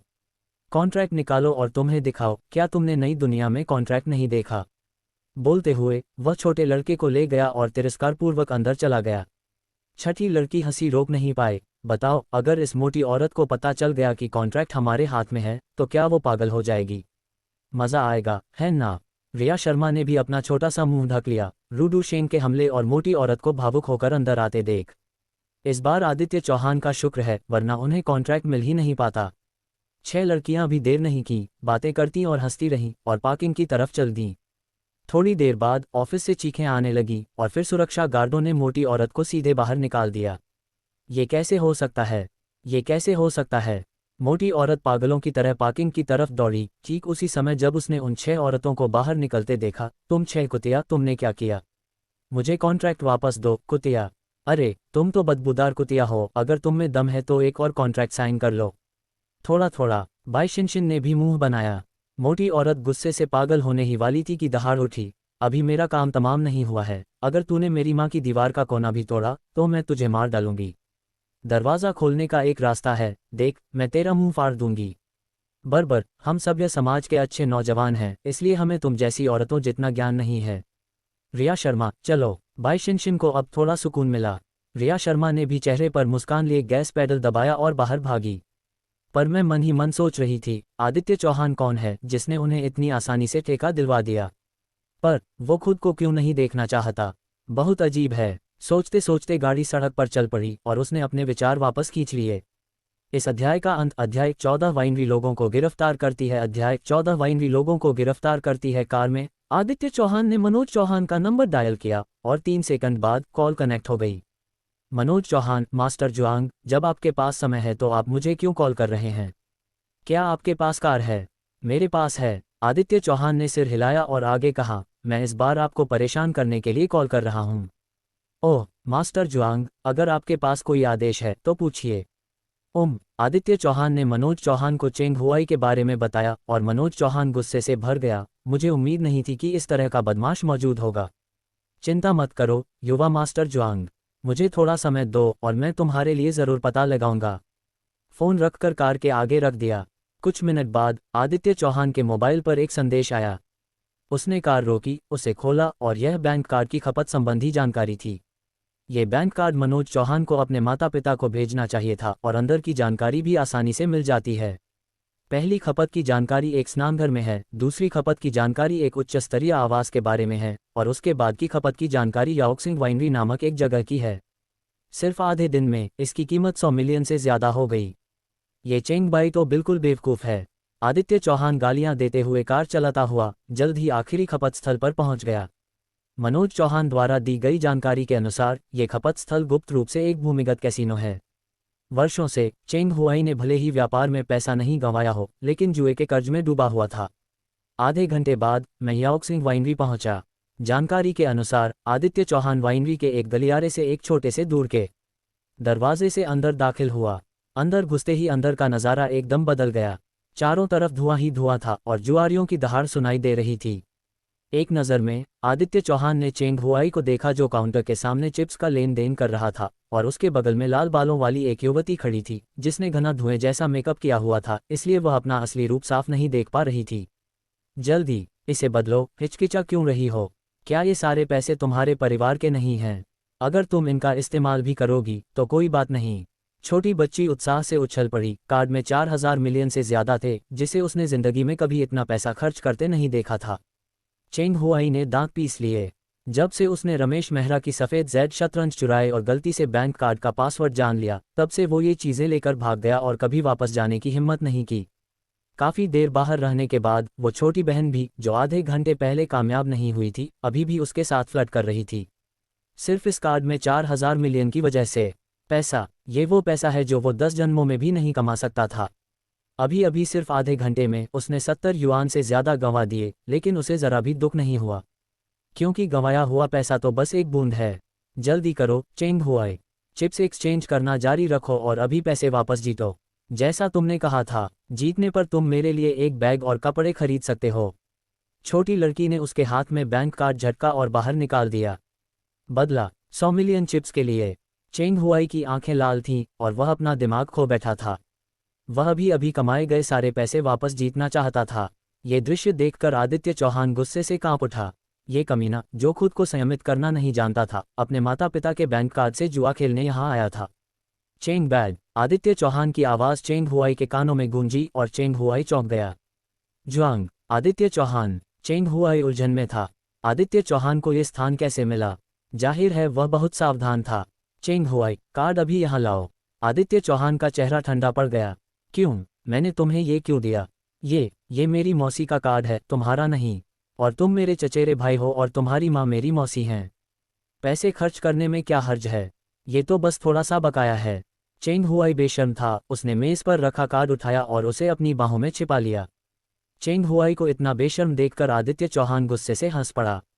जब मेरी माँ डॉक्टर के पास जाने के लिए कुछ पैसे उधार लेने गई, तो मौसी के परिवार को लगा कि उनकी माँ फिर से चोरी करने जा रही है। अगर वे पैसे वापस भी कर दें तो भी उनकी खैर नहीं। मुझे डर था कि उसकी माँ फिर से पैसे मांगेगी। अब मैंने अचानक 10 करोड़ से ज़्यादा खर्च कर दिए। क्या हुआ? और चोरी हुए सफ़ेद जेड शतरंज के मोहरों की कीमत करोड़ों में है। चूंकि तुम पैसे नहीं देते, तुम जेल जाकर दूसरे कैदियों से बात कर सकते हो। आदित्य चौहान ने अपना मोबाइल फ़ोन निकाला और फ़ोन करने की तैयारी की।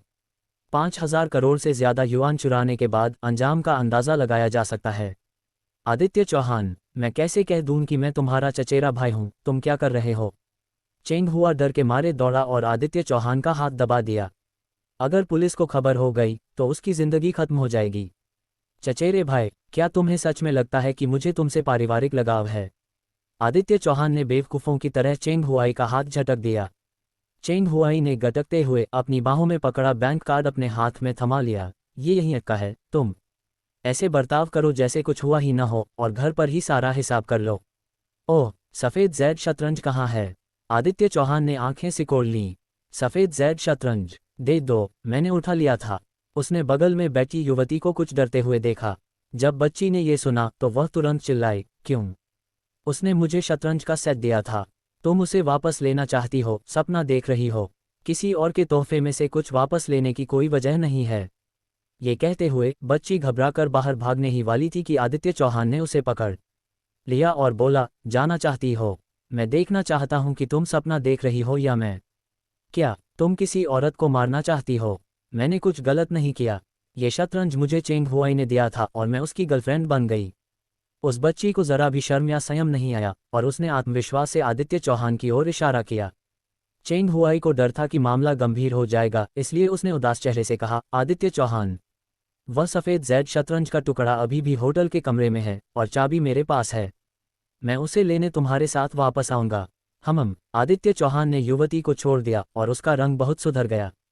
छोटी बहन पागल हो गई और उसने चेंग हुआई के चेहरे पर एक थप्पड़ जड़ दिया। साले, खाने के बाद मुंह पोंछना पड़ता है। बता दूं, मुझे धमकाना इतना आसान नहीं है। देर सवेर मैं तुमसे हिसाब किताब कर ही लूंगी। चेंग हुआई को थप्पड़ पड़ा, उसने अपना सिर सिकोड़ लिया और कुछ और कहने की हिम्मत नहीं जुटा पाया। इसके अलावा छोटी ताइमी के नाखून अपेक्षाकृत लंबे थे, जिससे चेंग हुआई के चेहरे पर 4 खूनी निशान पड़ गए। मांस की एक परत छिल गई और खून का बहाव जारी रहा। आसपास के जुआरी इस दृश्य से आकर्षित हुए और एक के बाद एक हुटिंग करने लगे। आदित्य चौहान ने यहाँ के लोगों की उपेक्षा की, मुड़कर बाहर की ओर चला गया। दोनों होटल लौट आए और सफ़ेद जेड शतरंज की जोड़ी ले आए। आदित्य चौहान, चचेरे भाई, चीज़ें तुम्हें दे दी गई हैं, क्या यह मामला भुलाया जा सकता है? चेंग हुआई ने चीज़ें लौटा दी, ये सोचकर कि मामला खत्म हो गया। आखिरकार वे सभी रिश्तेदार थे। चेंग हुआई की माँ आदित्य चौहान की माँ की बहन है, इसलिए आप अपने रिश्तेदारों को जेल में नहीं डाल सकते, है ना? छोड़ो भी, यह इस बात पर निर्भर करता है कि मेरे माता पिता शांत होते हैं या नहीं। आदित्य चौहान ने चेंग हुआई का कॉलर पकड़ा, उसे सीधे कार में ठूंस दिया और लुया काउंटी लौट गया। चेंग हुआई के मामले में वह उसे ऐसे ही जाने नहीं देना चाहता था। इस अध्याय का अंत अध्याय 15 आदित्य चौहान को निर्णय लेने दें। अध्याय 15 आदित्य चौहान को निर्णय लेने दें। लुया काउंटी में आदित्य चौहान मुख्य सड़क पर चलते हुए एक 4 मंजिला निजी घर के सामने रुके। कार दरवाजे पर रुकी और जल्द ही कई दर्शकों को आकर्षित किया। आखिरकार एक छोटे से वनलोक कस्बे में ऐसी स्पोर्ट्स कार शायद ही देखने को मिलती है। क्या यह आदित्य चौहान नहीं है? हाँ, मैंने इसे बहुत समय से वापस नहीं देखा है। पड़ोसियों का एक समूह दौड़ता हुआ आया। पहले आदित्य चौहान के माता पिता टैक्सी से आए, लेकिन उन्होंने ज़्यादा ध्यान आकर्षित नहीं किया। इस बार आदित्य चौहान सीधे एक स्पोर्ट्स कार में वापस चला गया और तुरंत घेर लिया गया। वह बहुत विकसित है, आदित्य चौहान, मुझे लगता था कि वह दूसरों से अलग है। एक बूढ़ी औरत ने कार के पिछले हिस्से को छुआ, उसकी आंखें चमक रही थीं। आशिन, क्या तुम्हारी अभी तक शादी नहीं हुई? मेरी पोती कल ही वापस आई है। मुस्कुराती हुई चाची को देखकर, जो अपनी पोती की सिफारिश करने की नीयत से लग रही थी, आदित्य चौहान ने एक हल्की सी हंसी दी, चेंग बैग को पकड़ा और 4 मंजिला इमारत में घुस गया। दादी के घर में एक छोटी सी दवा की दुकान थी, जो हफ्ते के दिनों में लगभग कभी बंद नहीं होती थी। आदित्य चौहान के अंदर आने के बाद वह चेंग हुआई को तीसरी मंजिल पर घसीट ले गया। जैसे ही मैं सीढ़ियों पर पहुंचा, मैंने अपने चाचा चेंग युआन को देखा। जब चेंग युआन ने आदित्य चौहान को अपने बेटे को घसीटते हुए अंदर आते देखा, उसका शरीर कांप उठा। यह जियाओ शिन है। हाँ, आदित्य चौहान ने बस उदासीनता से सिर हिलाया और चेंग हुआई के साथ आगे बढ़ता रहा। चेंग युआन वहीं खड़ा रहा, थोड़ा दुखी, दांत पीसता हुआ, और थोड़ी देर बाद अपनी पत्नी का फोन मिलाया। शूपेई, जल्दी से वापस आकर देख लेना, तुम्हारे बेटे को आदित्य चौहान ने गिरफ्तार कर लिया है। देखो, आदित्य चौहान की शक्ल ठीक नहीं लग रही। क्या चेंग हुआई को उसने पकड़ लिया है? क्या तुम दया नहीं दिखा रही? वो खुद को क्या समझता है? मैं कैसे कह सकती हूँ कि मैं उसकी मौसी हूँ, और घर में तो बड़ों का ही फैसला होता है। अब फैसला लेने की बारी उसकी है। मैं अभी आता हूँ, तुम मेरा इंतज़ार करना, देर करना, वरना जब मैं वापस आऊँगा तो मैं तुम्हें कभी नहीं जाने दूंगा। शूपेई ने तीखी आवाज़ में गरजते हुए सांस छोड़ी। चेंग युआन भी अपना फ़ोन थोड़ा दूर किए बिना नहीं रह सका। ठीक है, जल्दी वापस आओ, मुझ पर चिल्लाने का क्या फ़ायदा? यह मेरा घर नहीं है, मैं क्या कर सकता हूँ? जूपेई ने फ़ोन रख दिया और बाहर से वापस भागा। आदित्य चौहान ने चेंग हुआई को तीसरी मंजिल पर घसीटा। उसके माता पिता, दादा दादी और नाना नानी सभी उस पर चाय पी रहे थे। आदित्य चौहान ने चेंग हुआ को सीधे कमरे में खींच लिया और उसे ज़मीन पर पटक दिया। चेंग हुआ के मुंह से एक आह निकली और वह दर्द से कराह उठा। ये लात हल्की नहीं है। वह भागा और दादी की ओर दौड़ा, चिल्लाते हुए बोला, दादी, आदित्य चौहान को देखो, वह बहुत बदतमीज़ है। उसका चचेरा भाई जूची उठा और आदित्य चौहान के पास आया। तुमने उसे इतनी जल्दी पकड़ लिया? मुझे तुम्हें बुलाए ज़्यादा समय नहीं हुआ। हे, आदित्य चौहान ने चेंग हुआई को देखा और व्यंग्य किया, फिर जूची को थपथपाया। कोई बात नहीं, मेरे निपटने का इंतज़ार करो। अपनी बात खत्म करने के बाद उसने बैंक कार्ड और सफ़ेद जेड शतरंज के मोहरे अपने पिता को लौटा दिए। खोई और बरामद चीज़ों को देखकर रमेश मेहरा ने आखिरकार अपनी सांस रोक ली, जो उसने पूरे दिन रोक रखी थी। जब से सफ़ेद जेड शतरंज और बैंक कार्ड चोरी हुए हैं, उसने ज़्यादा कुछ नहीं कहा है। पिताजी, हालांकि चीज़ें वापस आ रही हैं, अगर आप चीज़ें चुराने की प्रक्रिया से नहीं गुजरते तो आप उन्हें कभी नहीं छोड़ सकते। आदित्य चौहान ने आंखें सिकुड़ते हुए ठंडे स्वर में कहा। जिया और शिन, शिन। चेंग युआन नीचे से दौड़ा और आदित्य चौहान को पकड़ लिया। तुम कैसे कह सकते हो कि चेंग हुआई तुम्हारा चचेरा भाई है, और हजारों गलतियां हैं, और हम माता पिता हैं, ज्यादा पढ़े लिखे नहीं हैं। वैसे भी सब एक परिवार हैं। तुम देखो, चीज़ें वापस आ रही हैं, इसलिए इसे भूल जाना ही बेहतर है, और जब मैं वापस जाऊंगा तो मैं उसे अच्छी तरह से अनुशासित करूंगा। ये सही है, हम सब एक परिवार हैं, इसलिए मैं अब भी तुम्हारा चचेरा भाई हूँ। चेंग हुआई अपनी दादी के पीछे छिप गया और अपने परिवार के समर्थन से वह भी चिल्लाने लगा।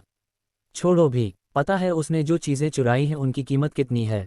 आदित्य चौहान की हंसी और भी ठंडी हो गई। इसकी कीमत कितनी है? मुझे जैद की कीमत पता है। इस शतरंज की कीमत ज़्यादा से ज़्यादा कुछ हजार युआन है। मुझे मत फंसाओ, चेंग युआन ने कहा। आदित्य चौहान गुस्से से हंसा। $1000।